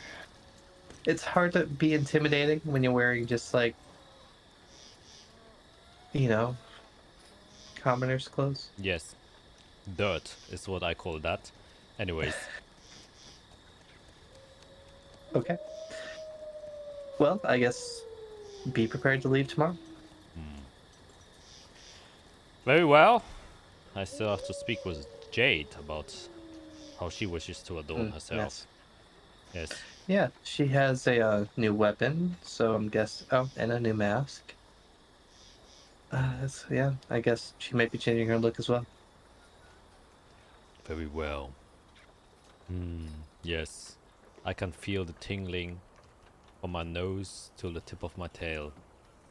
This is going to be a glamorous collection. I hope you look forward to it as much as I do. I don't think that's possible. That is the only correct answer. Alright, now, shush, I am quite busy. Hello. No, yes, I'll leave you to it. Yep. I guess I'll go up to the observatory, and prepare contact other plane. Again, alright. Yeah, Am I this one, even surprised at this point? Yeah. I think this one will be short. I'm gonna hit a brick wall again. Yeah, I'll do Intellect Fortress.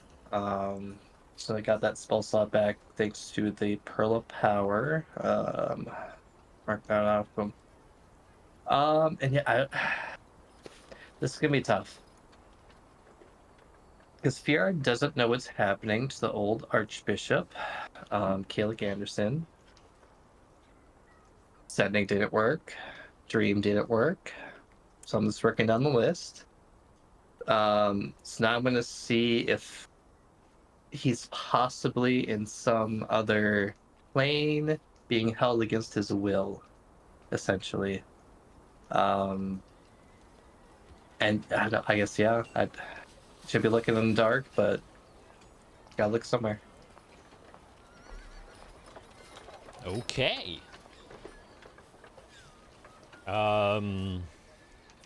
Yeah, I mean, do it. I mean, yeah, I mean, I don't even know what to imagine, right? Like, it's probably a plane that was created through some sort of divine powers with him inside. So yeah, I guess I'll make the save first, and we can go for a wild ride. Mm-hmm.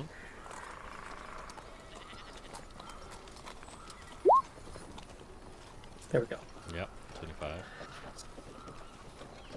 Yep. Okay. Make a straight intelligence check, but with disadvantage. What reason? I don't think I have. I used Chronal Shift. Yep. Inspiration's gone. Okay. Here we go. Come on. Brainy. Oh, one was a 20. One was a 20. Oh. Oh. Ah. That feels bad. Man. Yeah. You are trying to reach out. Aw. But yeah, you don't even lift off the ground. There is just literally nothing your spell is even connecting to. And so it just kind of fades away. And so left in the unknown as before. That seems right. Man, what happened to him? I feel like somebody important like that can't just disappear without a trace. Whoa, but it's across the world. So that's tough. I don't know if I have anything else to do tonight. Bro, necklace. Oh, okay. I'll do some light reading before bed. So when we were in Sunanir, and we finally won that battle with the Dark Dome, the cleric I roused through had a Bible. So I'm gonna go peruse through that and see what I find. Okay. Yeah. Do you speak... Oh god, which language was it again? Primordial. I do. Okay. Then just make a straight investigation check. Just kind of Oops. reading through it. Ooh, that's 12. Hero's tired. Yeah, this doesn't seem like the typical primordial that you're used to. A lot of... There are two different veins of primordial that you still haven't like quite put the difference to. Like some are like very elementally attuned and some's like completely different. It's like a very old common in some ways, but it uses very similar markings as the elemental primordial that you're like used to. And this one has the old common esque. It's like Latin to our normal English, you know, that's like a the ancestry language from where our language or where common has derived from. So actually more accurately, this book is written in like primordial common, so to speak, and not like the typical primordial that references the elementals. Yeah. And that's why you can like recognize some, but a lot of it is still kind of indecipherable. And the most you can read is it does seem to follow a similar vein as the normal Holy Religios Bible, where there are like stories and stuff like that written to kind of employ a moral.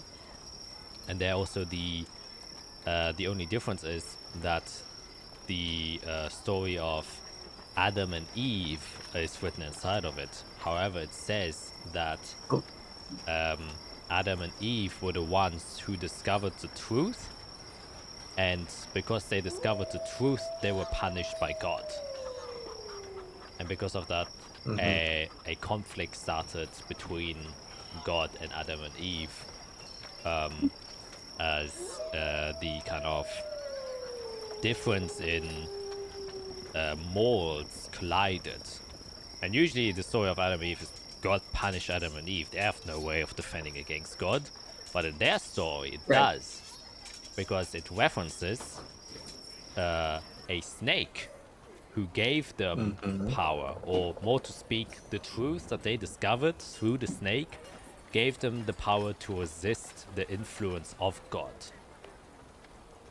And when they ate the apple and gained truth, they weren't casted out of paradise, but they realized that the paradise was no paradise at all, and that they were living inside of an illusion all this time, created by God to trap them inside. And because they discovered this truth, they wanted to escape, and that's why they confronted God himself. And so within this kind of created paradise of God, there are some who chose to stand with their creator, God, but some who also were, who Adam and Eve managed to convince that they were living in a lie, joined the ranks of Adam and Eve, and then they both collided in a war. Yeah. And with the 12, I also say it seems like that Adam and Eve, one of the truths that they discover is that they weren't the first humans. Oh. Oh, okay. And that's all you get.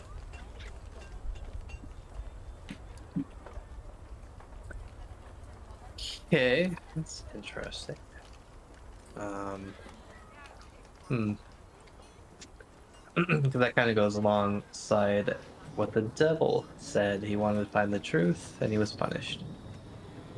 And he was in Adam's army. Okay. So yeah, that would make sense. Okay, yeah, I guess I'll go to bed with those fun thoughts. Yeah. And anything for Iso and Jade before you just go meditate? I thought I had something ready. I may have had something ready, but oh no, yeah. No, I don't have any spell slots available for it, so I can't do anything that I wanted to do for that. So instead, I will find a bird.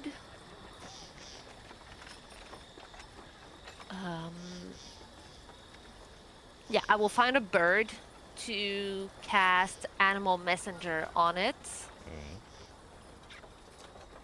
And I will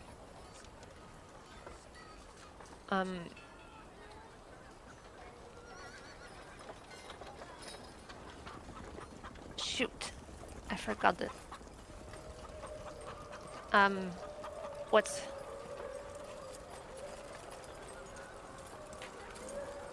her name? Xenophore? Bashina? Cinephore, yeah. Cinephore. Yes, that's the one I was looking for. I get so confused with names. Yeah, I will send her a bird because I do believe she had stayed back in Sunanir or like around there. So I will try to reach out to her via bird and let her know of where we are going and to basically update her like we're alive, we're going to Endorn,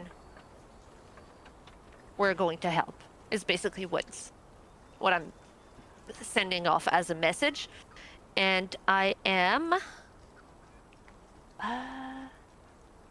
so 2 3 so it has 5 days to reach her, basically, before it forgets the spell and just goes back to being a regular bird. Okay. So I would probably find a bird. I would probably try to find a bird that I know can fly quite long distances in a short period of time to make sure that the message gets to her as much as I hope. Yeah, I mean, best bet for you So yeah. is a pigeon. Surprisingly, one of the fastest birds, which I didn't know, but yeah, they are. Yeah, it is a freaking fast bird. Yeah, and the reason why they were used as messengers, so you probably just find a pigeon, which they are plentiful within here. Yeah. Pass the spell and send it off on its merry way as he tries to find Cinnafor within Tsunami. Yep. Yep. So yeah, that's pretty much what I would be doing for now. Before I go into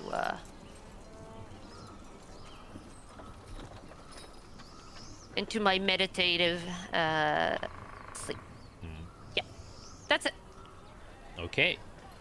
And I will assume that Jade will do the same since she said she does not really much important to do. And also, like, Sarah, by the way, she has, like, spent most of her times either in the archives or with Vashina, since you gave her the contact.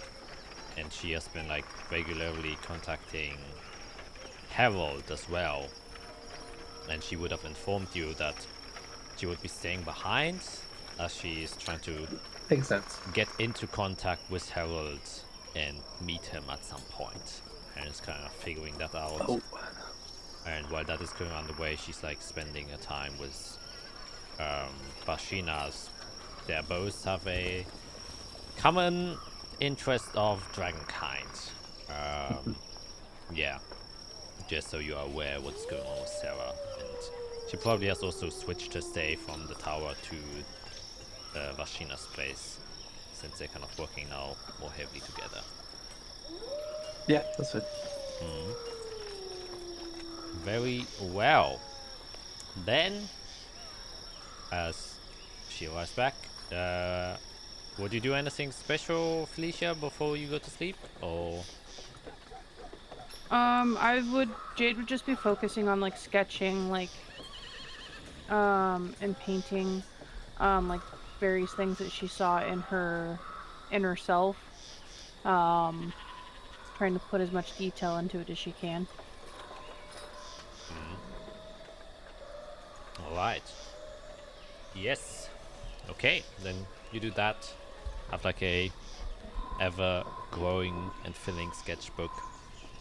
And once it gets to a point where you just feel tired, you also recline yourself to the meditation to rest your own eyes and body, since you're still kind of defeated from the battle you had. And with that, you all gain an evening's rest. Oh, actually, Oh, I will send a message, okay. as I just remembered. Here I thought. Yeah, I was just double checking. I'm gonna send a message to Candid Thurgstein.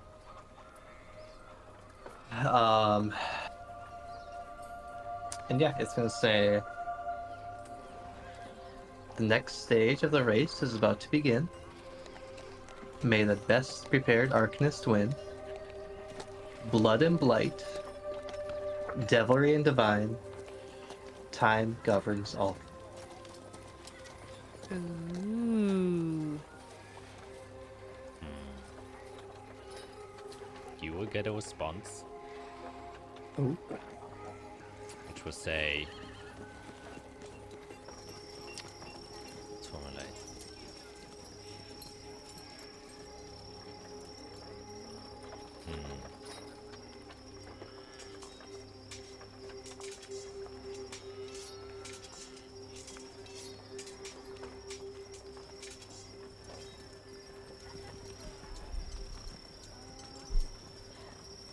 Best of luck to you as well. We will surely meet.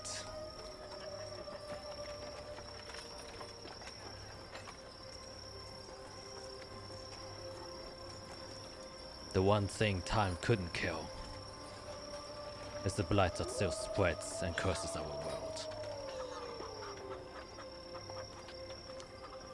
I will find the truth. That's where the message ends.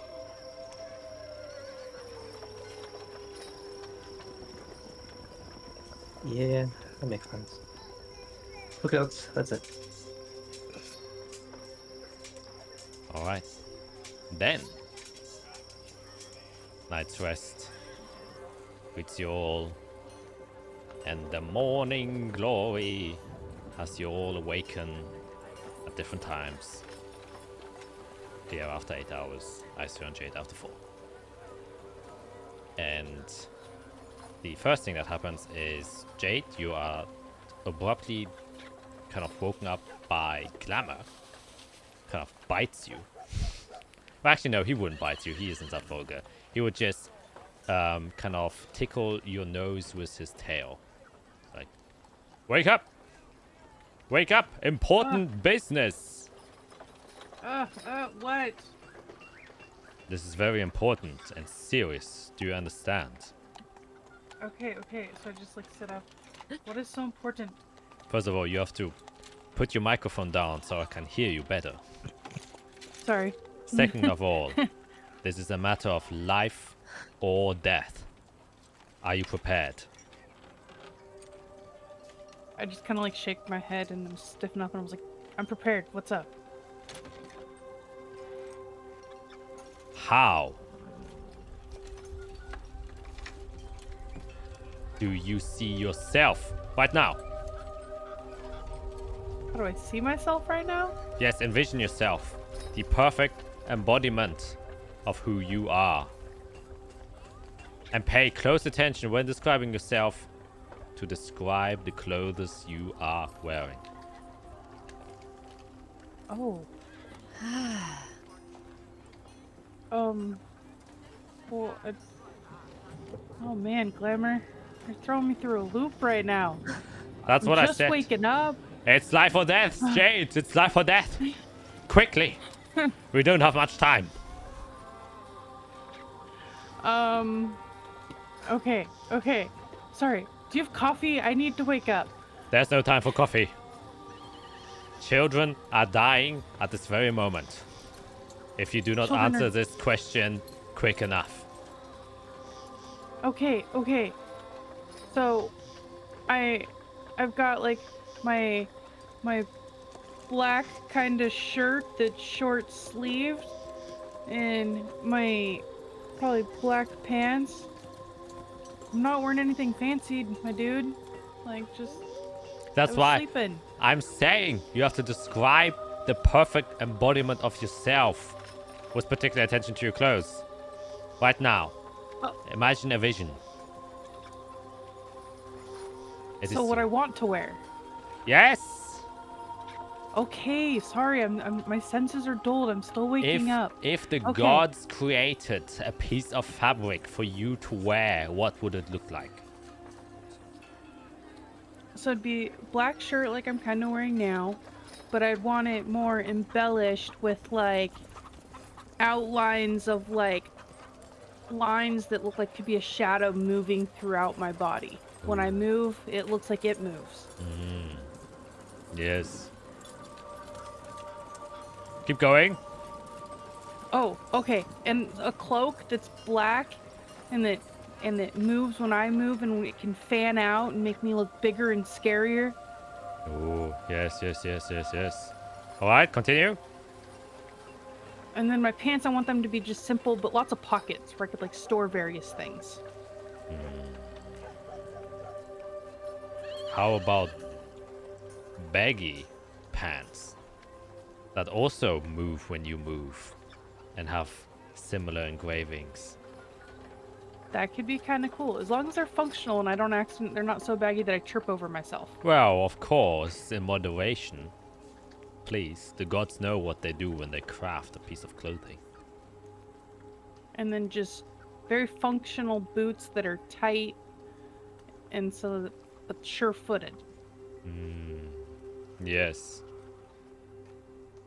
Did you ever had I never asked this. Any old ancestral wear from where you came from? I know, like, your type. Excuse me for saying it like that. But your traditions have a particular style of clothing, isn't that right? Well, yeah. Would you also like to pay homage to that? Actually, yes, I would. So, kind of like, well, the robes sort of fit. Big sleeves, is what I know. Billowing So then I would sleeves. just start describing to him like what my family crest looks like and the functionality of what we need, but also elegant. Yes, elegant indeed. Like the weaving shadows in moonlight that strike the foe unaware. Yes. Oh, you think I'm here? Guess what? I'm now behind you. Yes, very glamorous. It's like the shadow created by the spark of glamour. That is what you are. Yes. Amazing. Alright, you can go back to sleep. I have all that I need. Well, I'm awake now, but thank you. Alright, well, 3 children have died, but that's okay. Now the vision of the divine has been given to their crafter. These paws shall create. That's what you Okay. have envisioned. And then he kind of just turns 90 degrees and walks away.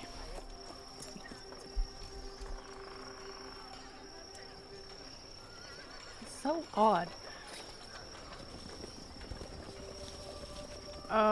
I guess I'd look for Izrael to see if she was awake and if she heard that whole thing. She's probably sitting next to you, like, just holding a giggle in. Has he ever woke you up like that? Not exactly like that, but I kind of went through the same brain zoomies when he explained what he wanted to do for me and my clothes. And I imagine he went through the same thing with Fiera. And I would like to imagine that he will do the same with Eirik at some point, but I feel like Eirik is just going to punt him into the oblivion before he gets to verbally diarrhea his idea of clothes. Okay, so that's Yeah. not abnormal. Okay, good to No. know. No, it's definitely not abnormal. It Okay. is very much glamour-like. So, have you seen this? And I just show my staff. I'm just like, may I hold it? Yeah, please. I'll just take it and then I'll just like start admiring it. This is kind of cool. It really is. It's and I'll tell her of my little walk with the archdruid the day before, and pretty much like how I got into having it. So yeah, I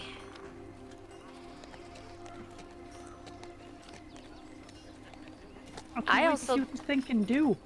I also got in touch with my past a little bit of a different way than you. Definitely a lot less murdery, but it was good to connect with another druid and be attuned to nature like this, and it feels like the great spirit of Servalon hadn't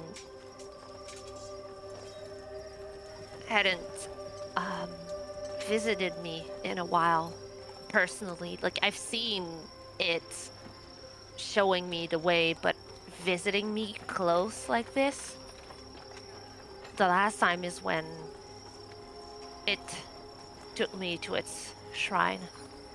So I it was believe good.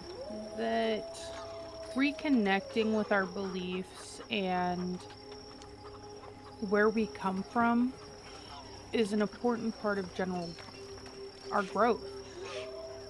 Oh, for sure. I just kind Like, of I've been running for so long trying to forget everything that happened back home. And now, like, I'm reconnecting with it and I feel more powerful than ever before. yes. So I think with you reconnecting with more druids and nature and then feeling welcome by Servalon again, I think that's going to benefit you and you're going to feel that you can conquer anything. That's also how I feel, and hopefully I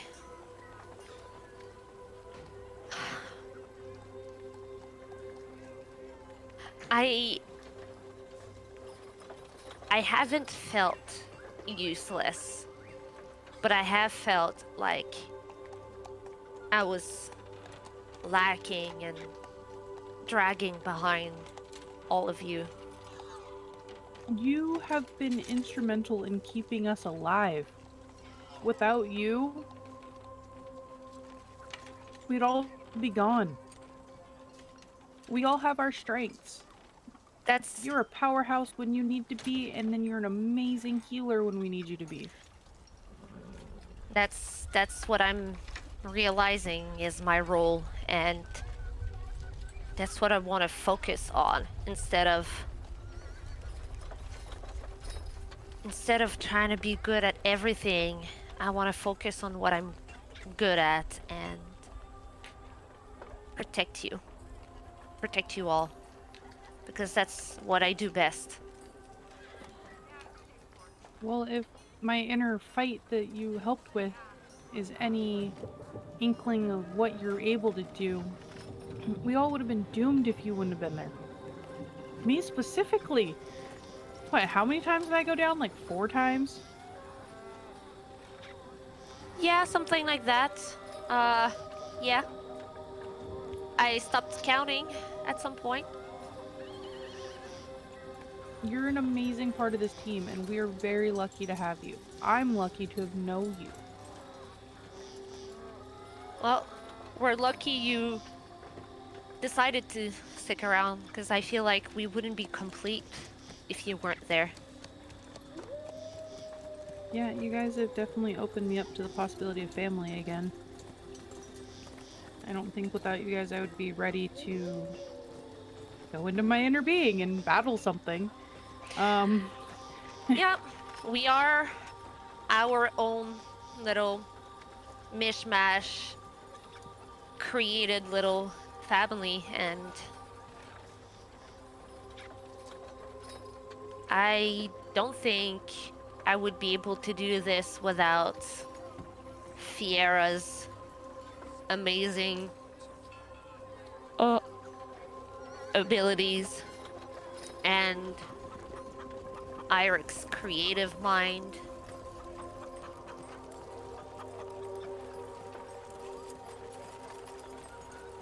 Exactly, we all play a role. I've come to realize what my role in the team is.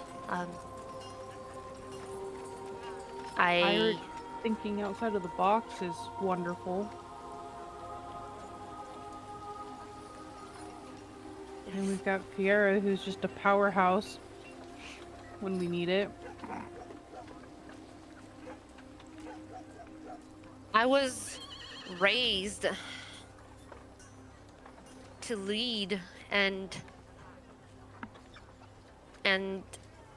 speak and, you know, negotiate and all that, and it's never felt natural to me. It's never felt like this is something I can do or want to do. And I'm learning to, you know, I see I see Eirik as a leader in his inventions and his drive to stay true to himself. And I see Fiera as a leader in her passion and her belief in what she knows to be the truth and how she will use every ounce of everything she knows to figure things out and help in any way she can. And I see you as a leader in battle with your muscle power and all that. And I am learning that I can also be a leader with my own actions and how, as much as I feel like it's so small compared to all of you, like my healing abilities and my abilities to distract and keeping you alive, I'm starting to believe in it a lot more. We're a team. We couldn't do anything of what we do without each other.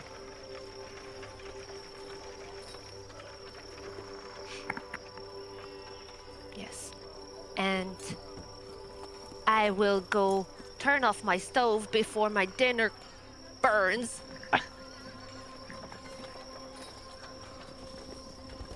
She meant the breakfast, of course.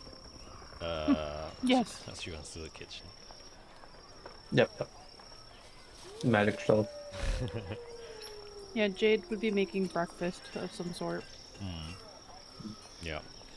And after 4 hours, Fiera would also finally awake to join the group.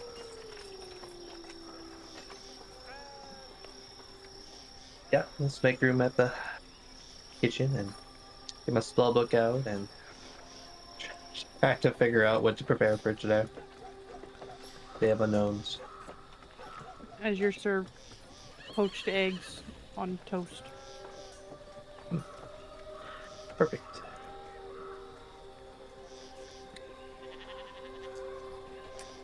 I was gonna say, I probably won't be bringing the tower up in Undorn, obviously. I don't mind standing out most of the time, but yeah, this will be there more for something we're not perfect at, which is infiltration and stealth, and I think we'll figure it out, but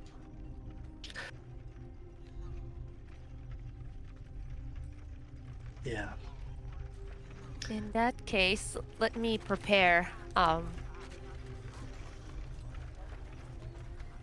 what I can to help us. Yeah, I don't think we need anything in the tower.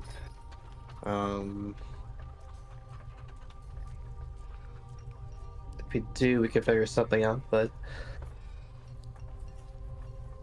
yeah, let's keep that away for now.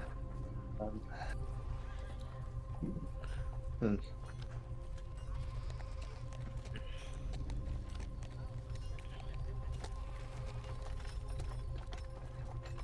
enough. Okay. Well, I guess, do we need anything else before we leave the city?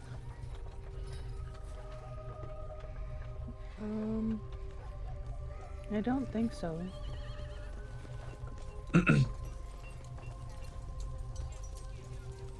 Yeah, we have potions. We have our gear. Jade has a weapon she can trust. As long Yes. as I don't lose myself again, then we're good. Right, I do need to get my necklace.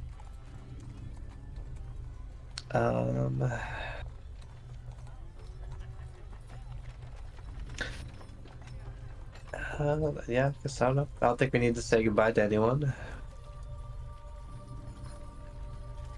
all this goes well, we'll just be able to come back.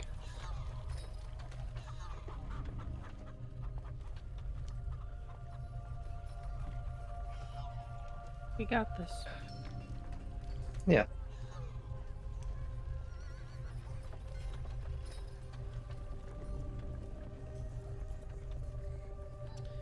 Okay. Well, I'll go get my necklace and then. Should we head there bright and early? We didn't really set a time. Probably the earlier we leave, the better, so less chances that we're stuck in a bad spot at night. True. Meeting with was it Benedict Vielmarsh? Okay. Yes. Okay. I guess I'll check with Eirik. Is he ready to go? You haven't seen him this entire morning yet. At least he hasn't come down. Well, the tower is probably gonna poof away soon. He's not gonna have a choice but to come out. Okay, well, I'll go get my necklace then we can set off. Now head to the Arcanicana. No, Arcanicana. Says this? There are a lot of shops. Yes, as you kind of go to the front door and want to go out, all you hear is the closing of a door coming from the floor above you, and you don't think much of it until you realize you don't have any doors inside of your tower other than the front entrance. You have like trap doors, but that sounded like a normal door closing, and so you kind of grab for the handle before you hesitate as you have this quick realization. A door. Let me see. We've seen it. Oh, might not be the mask. I'm gonna quickly head upstairs. And as you turn around, sitting in the kitchen area is the masked guy. And Asero and Jade, you kind of look back and you didn't notice him, as per usual. He's just sitting there, and he's pretending to eat, which he obviously can't because he's wearing a mask. Yes. Yes. Very delicious. Thank you. I feel like you would know how to knock.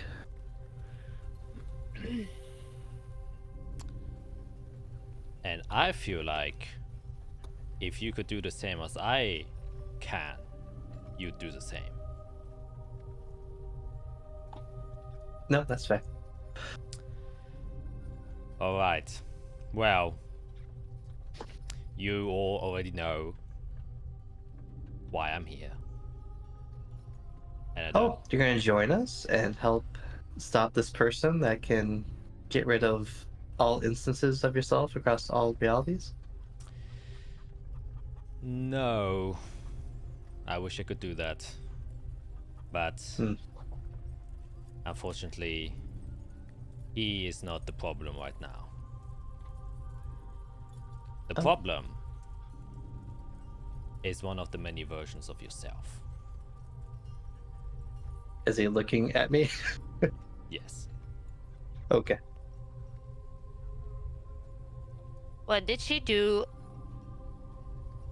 Alright. You know, I usually like to have a little bit of fun of Game and Goose, but I think it's time for me to get a little bit more serious with you. Okay. And he kind of puts both of his arms in front of him and leans forward to the table. And he says, there is an extremely high probability that your venture will go two ways.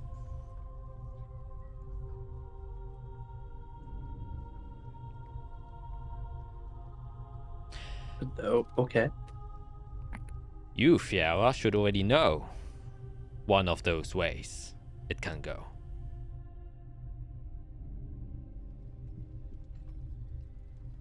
Probably. I guess I got a glimpse of what could happen. Mm-hmm. And because of that, if the unfortunate does happen, and he looks to Jade, then I can already assume what you will do in the future. Why are you looking at me? Kind of looks back to Fiera.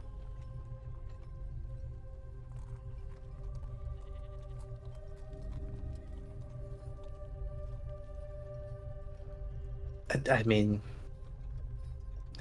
given your job, I think you knew very well what I'll attempt. Not only attempt, but have done a lot of times.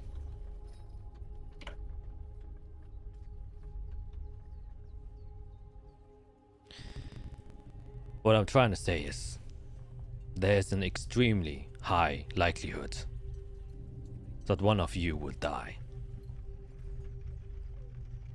And that one of you will try to repair that through any means necessary.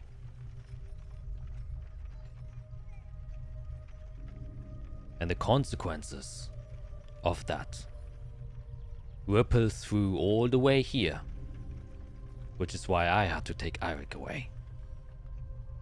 And I hope that explains what I'm trying to say.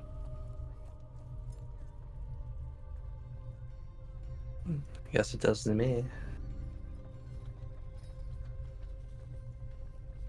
So until that ripple's fixed, we don't get Eirik back? Guessing it's not so easy to fix. More, you have to fortify what's left. Exactly. And let's just say there is a very ambitious Fiera out there trying to get Eirik back.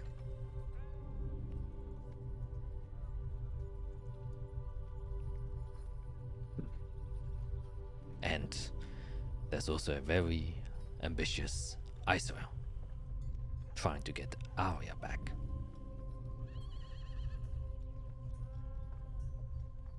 Both possibilities you're going to meet quite soon.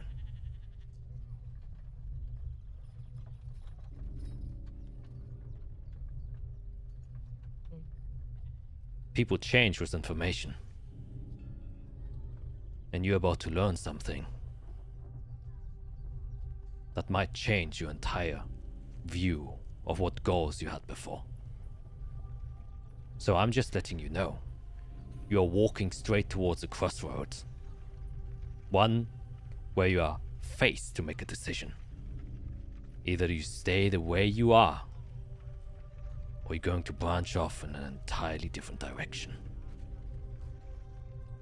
And that might mean my face won't be as friendly anymore.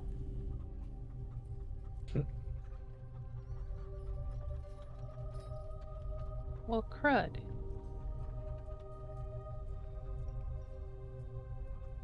So,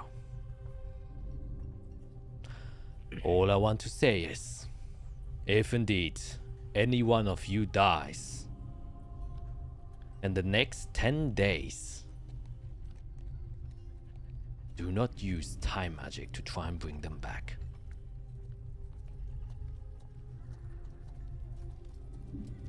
I'll look at Fiera expressively and say, I have some handy dandy things that will help us.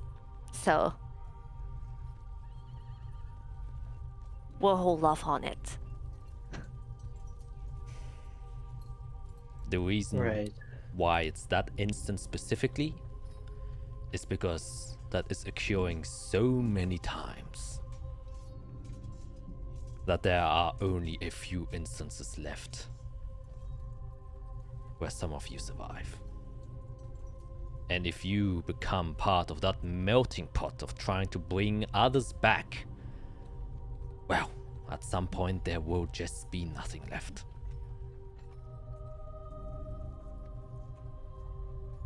And you'd be doing the very same thing that the individual you just talked about is trying to do.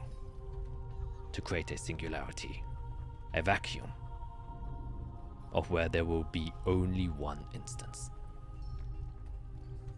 Mm-hmm. I'm sure you understand.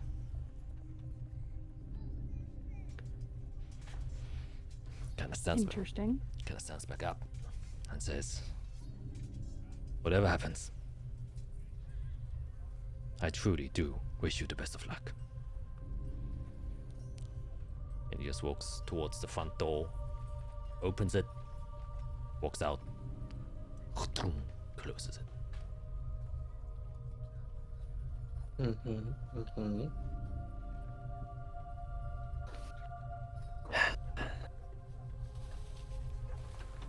Well, I guess I won't be at full strength for the next few days. Well, he did say specifically to bring someone back from the dead. Mm-hmm. He did not say anything about your little trick to make us go back a few seconds. At this instance, I would also say Fiera, obviously smarter, not to put you on the spot, Matt, will understand that he's very specifically referring to the glove you have. Oh, I know. Yeah, and nothing else. Mm-hmm. Yeah. Yeah.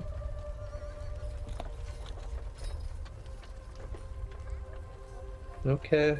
Let's. That's okay. Okay. Well, we just all have to be at our best then. Which is possible. I can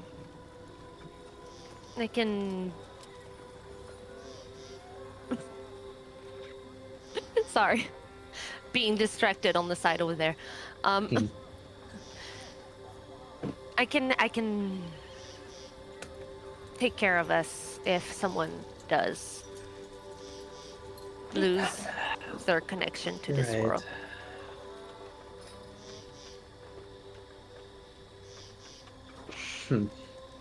Yeah, the thing with wardings about time is that now my thoughts are going to what I can do outside those 10 days. And if he's giving warnings to others, then they would be thinking the same.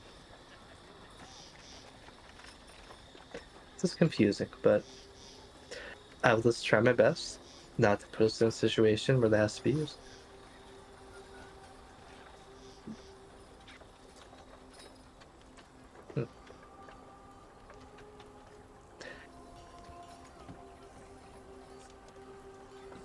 Well, and he's protecting Ira, so hard to be upset with him.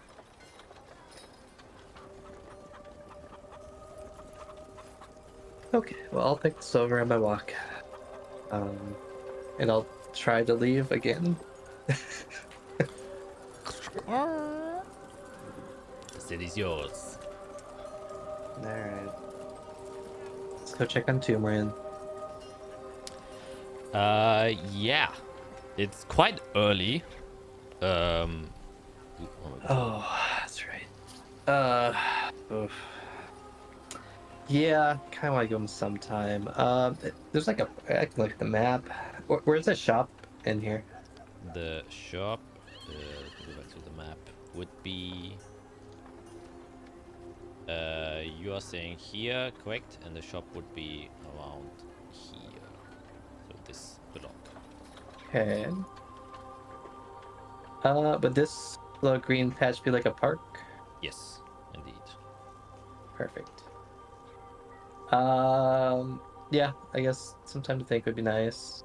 Don't have to leave immediately. I'm gonna head to that park, and then I have one more scroll to learn anyways.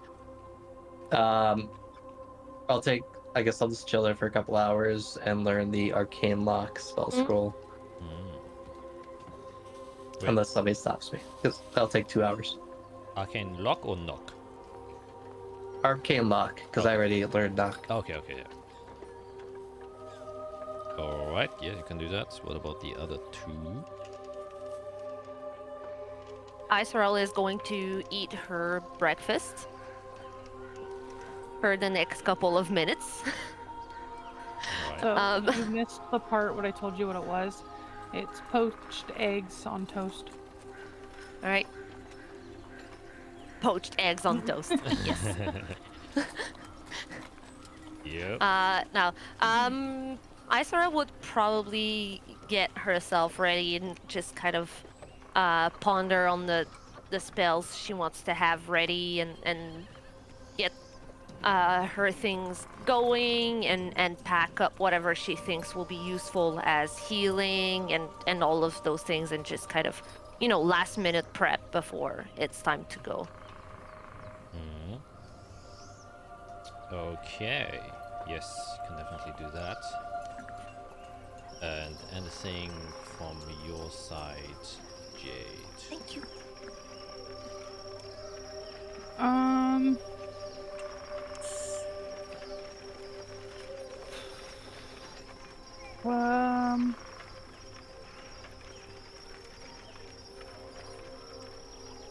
Probably make sure that we've got just enough, like, regular rations, for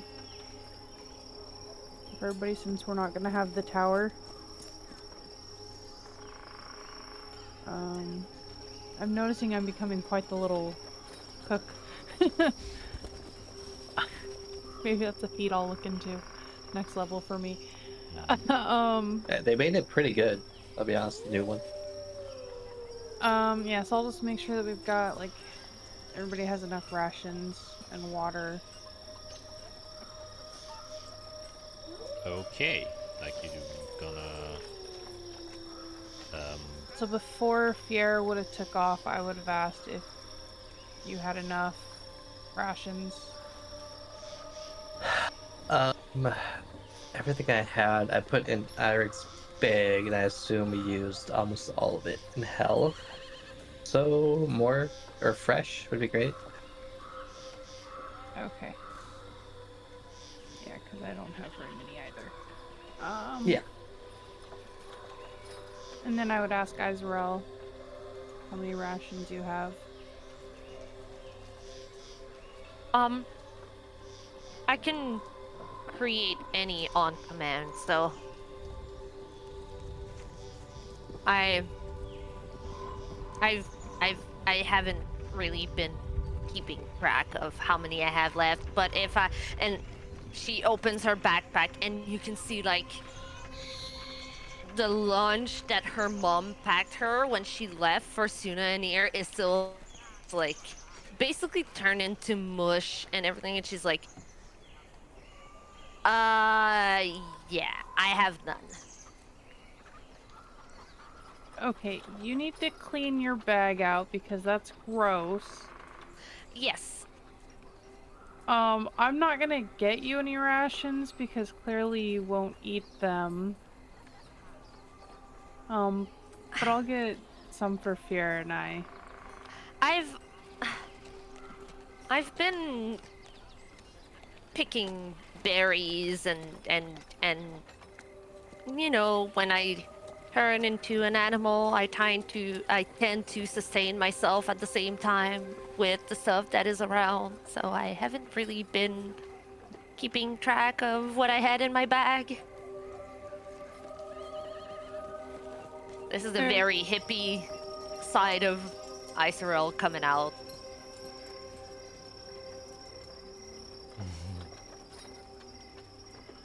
Okay.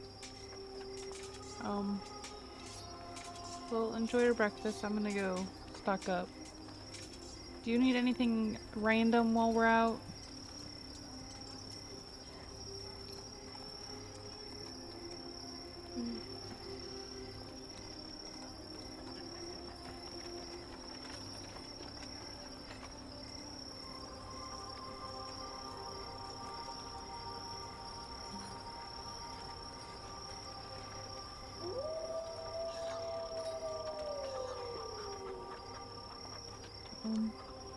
I take that as a no?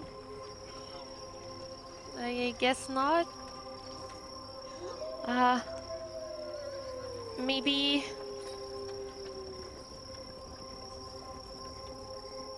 It's kind of wishful thinking, but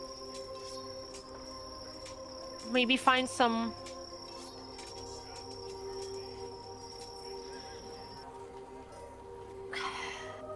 I'm hoping he'll be back by then, but maybe finding some nice jerky for Eirik, just so that he can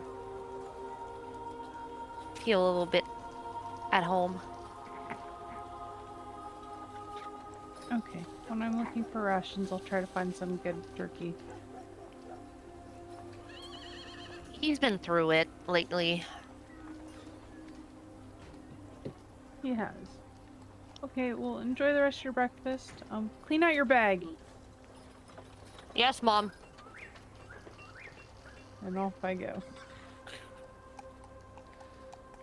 All right. Yeah, I can do that. Just buy like a decent amount of rations. Like how many days are you thinking? Yeah, so how many days did you tell us would take us to get there before? I've written down my notebook, but since I don't know where my notebook is, I'm kind of at a loss. We think we're being sent there. I'm guessing magically, so I'm guessing the trip's gonna be short. But it sounds like we're gonna be there for up to 10 days. So, just enough for 15 days worth, because then we can break it up where we would each have 5 days worth. Okay. 15 days, you said? Yes. Then that would cost you around 30 gold. Okay. And then I would also look for some nice jerky for Eirik. All right. Those are included with the cost of the 30 gold of rations. Okay. You just kind of choose some packs that are, more beneficial to you. Yeah, that can be easily done.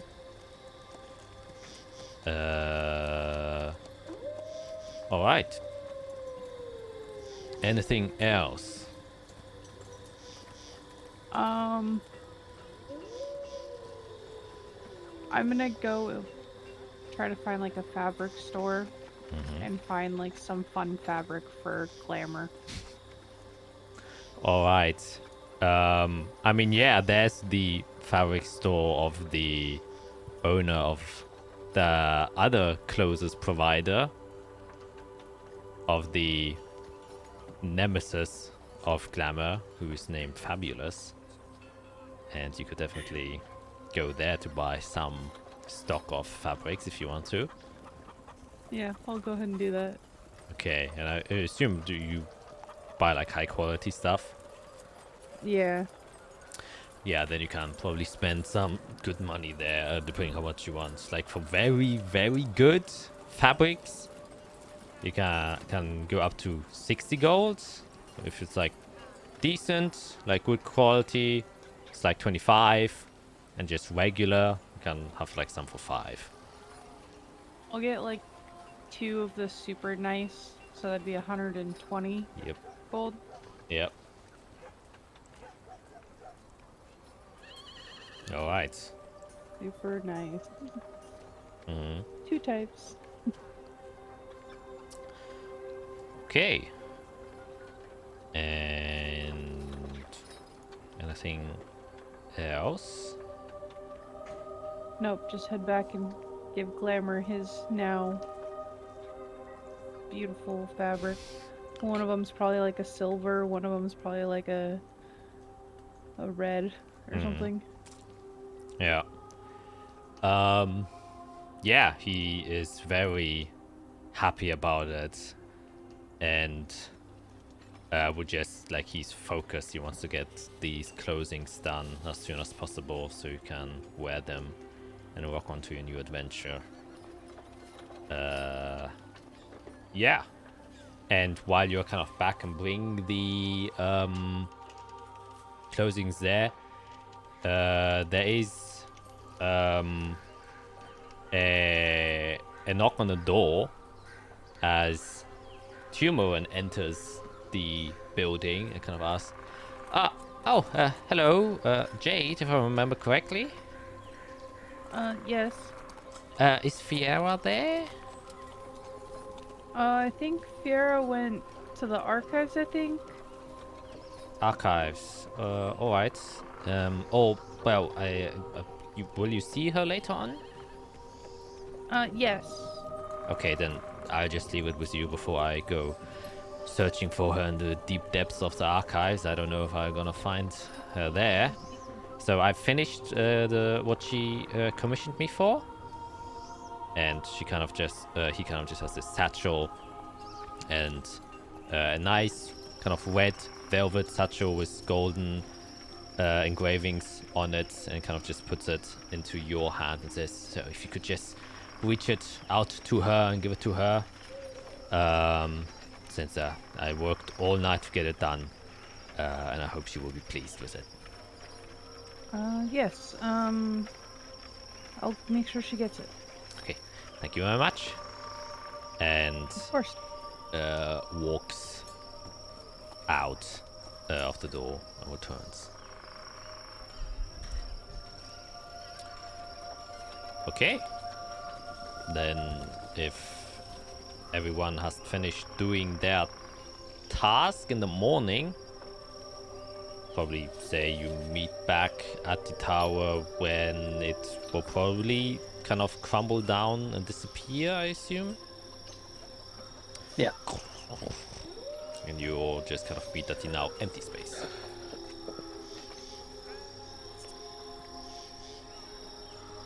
Okay. Well, I guess if we're all ready. I hand you your bag. Oop. Fancy. This was dropped off for you.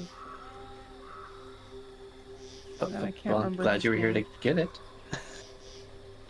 Untie it. Yep, and within you can see your amulet of health, though it had like this red kind of heart-shaped crystal in the middle, though you can see that it has been kind of like excavated, a small hole where the life crystal is now completely polished and smooth, has been placed inside, and it's like almost suspended in a way as you're looking at it. It doesn't seem to even touch the red crystal itself, and holding it you can feel like the slight emanating power of the life crystallis itself, as it gives off a very faint glow. And you can see that where the kind of cuts are, where he separated the amulet in two, you can also see like slight glows coming from presumably the magic runes he carved inside of it, as well as the back is also covered with many different types of abjuration and partially even evocation arcane scriptures. And yeah, seems to be very finely crafted and made. And you can add an enhanced amulet of health to your inventory. Enhance. Yes. Initially wanted to call it exalted, but then I was like, nah, that's kind of stealing from man.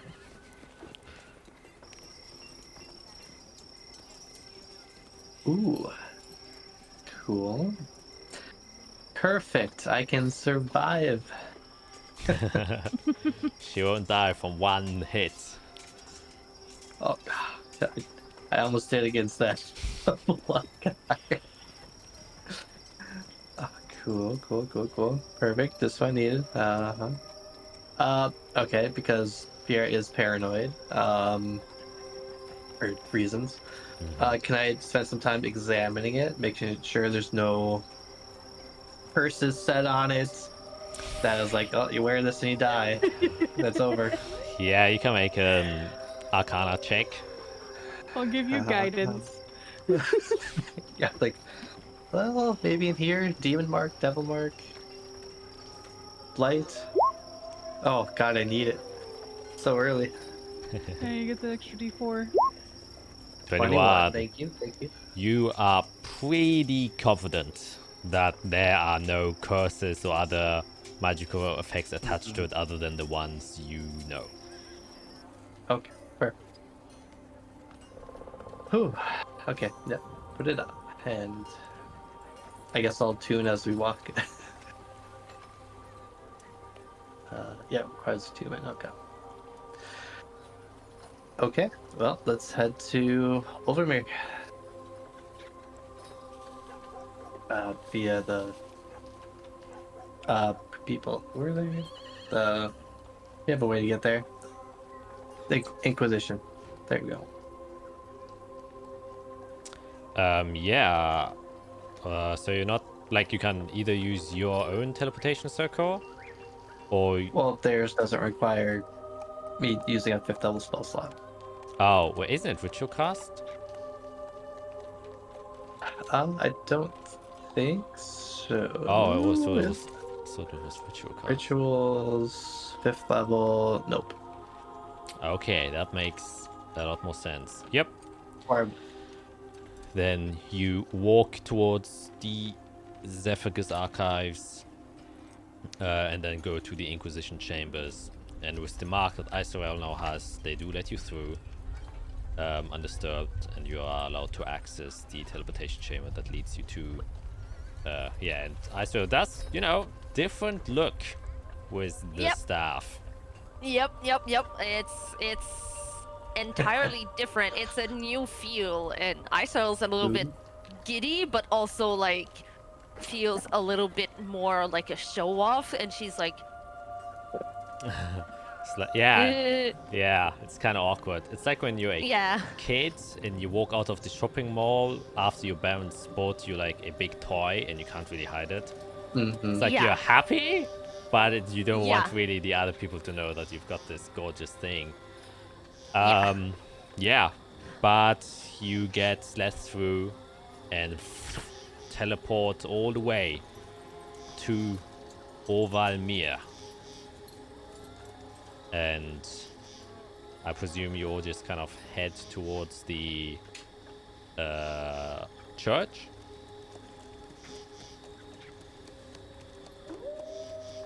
yeah. Yeah. Yeah.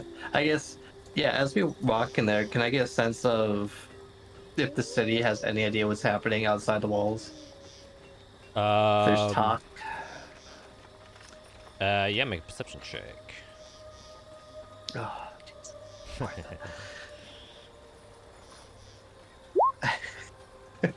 yeah. That 4. is a 4. Well, you aren't really going through the commonest areas since the embassy is right next to the Holy Defense Ground, so you don't really go past a lot of people. Okay. Mainly only nobility, though even with a 4, you can like hear some whispers of people kind of reinvesting their stocks and kind of taking out funds from all the cities or villages that are close to the Canadian border or who are next to Zuna near. So you assume like definitely nobility are aware of what is going on, and you do see a lot of different quote-unquote colored folk in the way they are dressed. That kind of gives you the impression that many officials from other cities are currently within the embassy itself.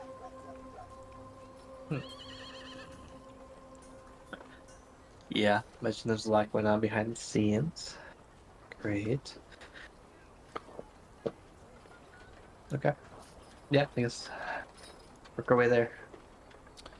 Okay, then you walk through the embassy buildings, led to the gate, and obviously the guards somewhat recognize you, and you are led through to go into the church within the Holy Defense Grounds, and you beeline for the large building that sits in the middle of here.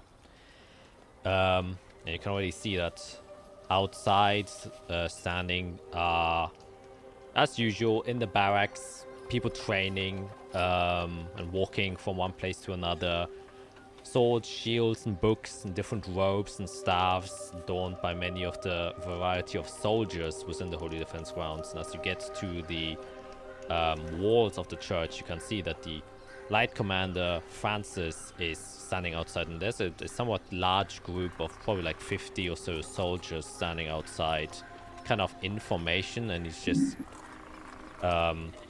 briefing them about something. But as you approach, he kind of looks towards you and says, "Ah, I see you have come." Came. Excuse me. Lot going on currently. So, how do you fare? As well as we can. As ready as we can be as well. Do not fear. Our other friend will join us in due time. Alright, I was wondering if maybe he has decided not to venture forth, which I would respect. No. He will join us at a later time. He will find his own way to us. Alright. Well, I will inform you about the current developments. The attack has already started, and the Holy Religios Legion, as well as the battalions from Azathia, have already engaged in a skirmish with the Holy Blood Order. And it seems like the battle has already begun. Many of the troops also have dodged into the forests, and so they have split into many smaller units, something we weren't quite expecting. And so while our forces are larger, they are a lot slower, and so we are adapting to this change. And so we are also mobilizing some of our forces to maybe try and catch them if they get within our vicinity.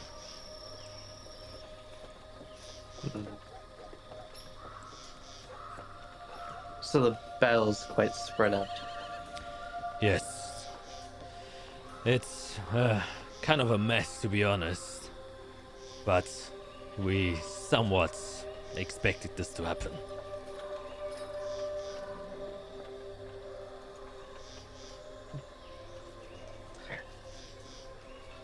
Okay. Well, I don't think that'll stop what we're doing.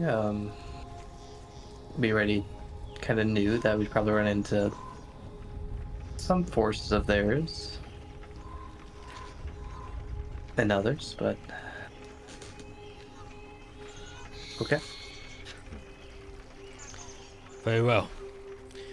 Rest assured that we will try our best to stop any of the forces trying to cross to Undawn. But at times of war, not every promise can be met. But we'll try our best.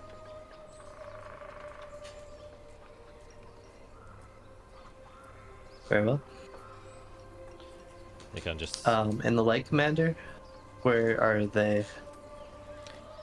You are talking with me. Oh. Whoops. That's so else.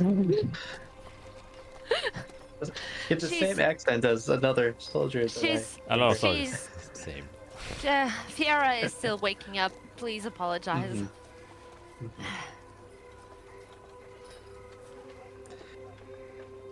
Okay, perfect. I guess, are you gonna bring us to the one we're meeting? Oh no, I have my duties fixed here. I have to give the orders and survey the battlefield and any encroaching enemy forces. One of our light clerics, Mr. Averson Wilton, will be the one escorting you towards Undawn. See. Oh, right. I'll check. Alright. Here. Averson. 5 days.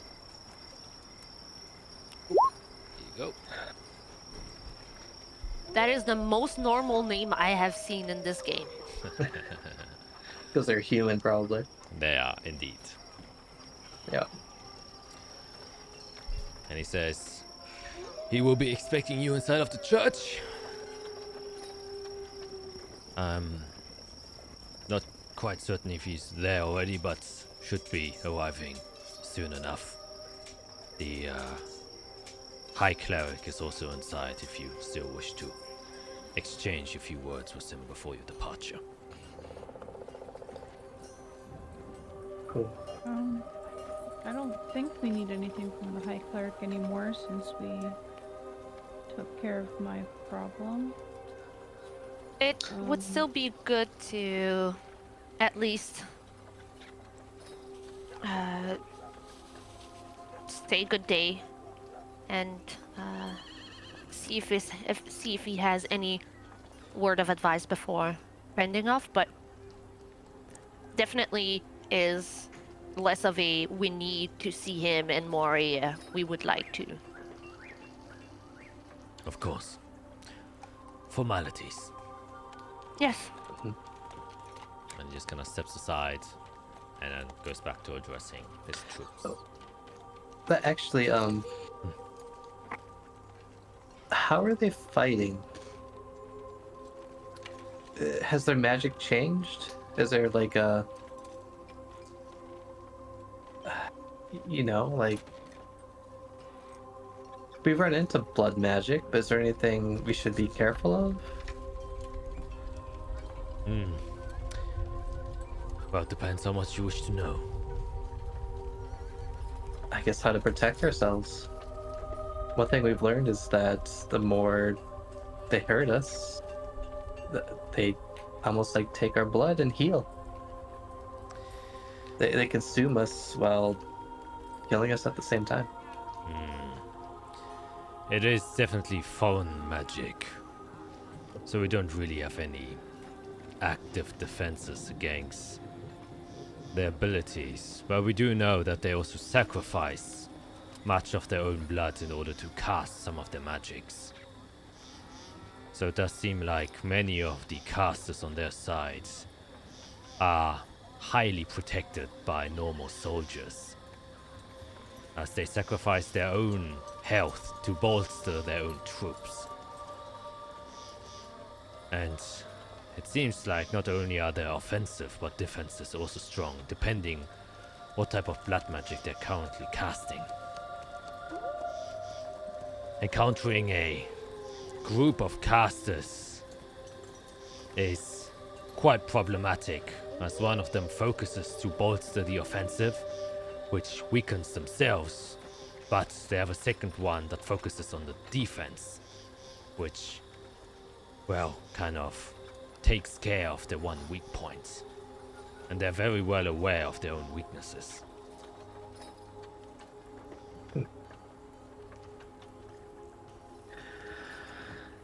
Strategy. Very well. Yes. It is, as it has always been. If you find someone who has the ability to cast blood magic, I would attempt to take care of him as fast as possible. The longer they stay, the more dangerous they become. But also, from my experience, the casters seem to have a limited range. So while they do try to protect them, the casters themselves have to engage in the midst of combat. So they usually have many defenders around them.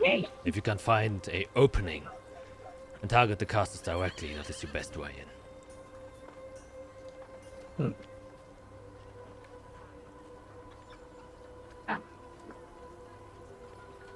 And as a last bit of warning, they seem to also be able to mutate through blood.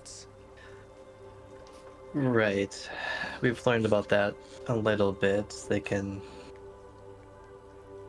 But I've read that there's something like our blood has only awakened so much. There's more potential there.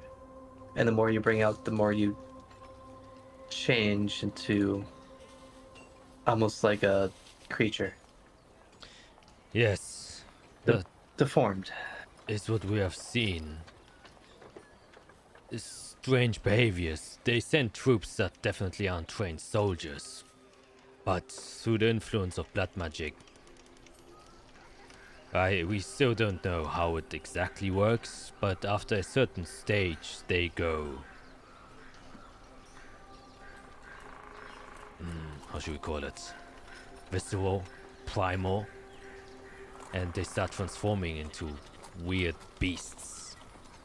But while in their deranged form, they cannot ascertain or see the difference between friend or foe, which you can use to your own advantage, of course. But expect to see unassuming civilians, but do not underestimate them, as they are most likely there to be transformed into vile beasts. Yeah. From the few documentations and witnesses I have received, it isn't something pretty to witness.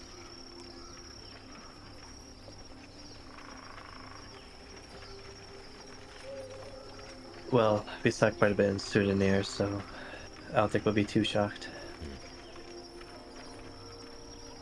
Well, thank you very much for the advice. That gives us something. Alright.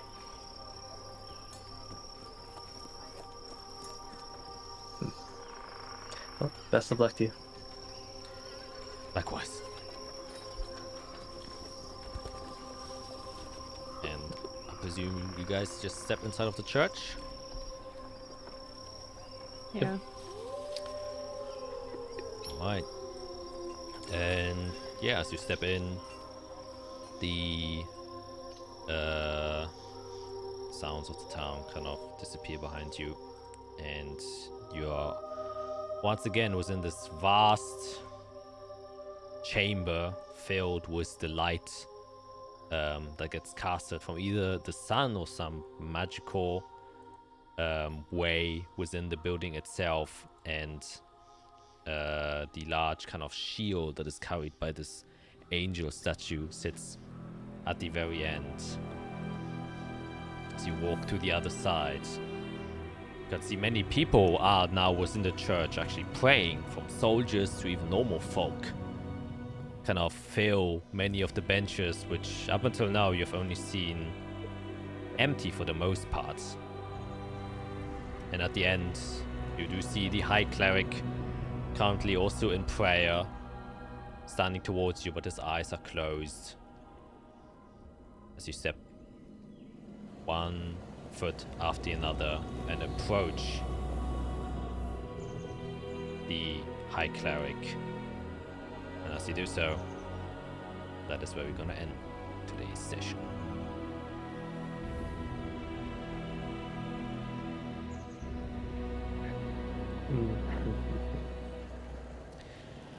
Hey, we made it.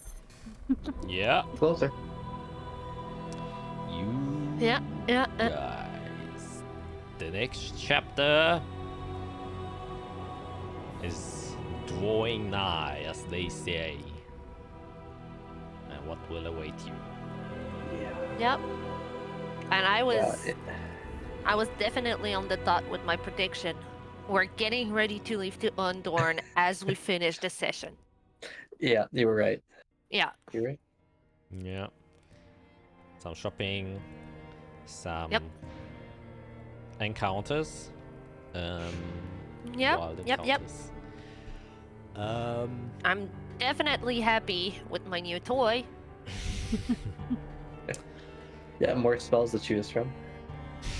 Yeah. I mean, these ones are literally in there. Like, I don't have to choose them. They are there Oh, when I'm yeah. attuned to it. So, Yeah.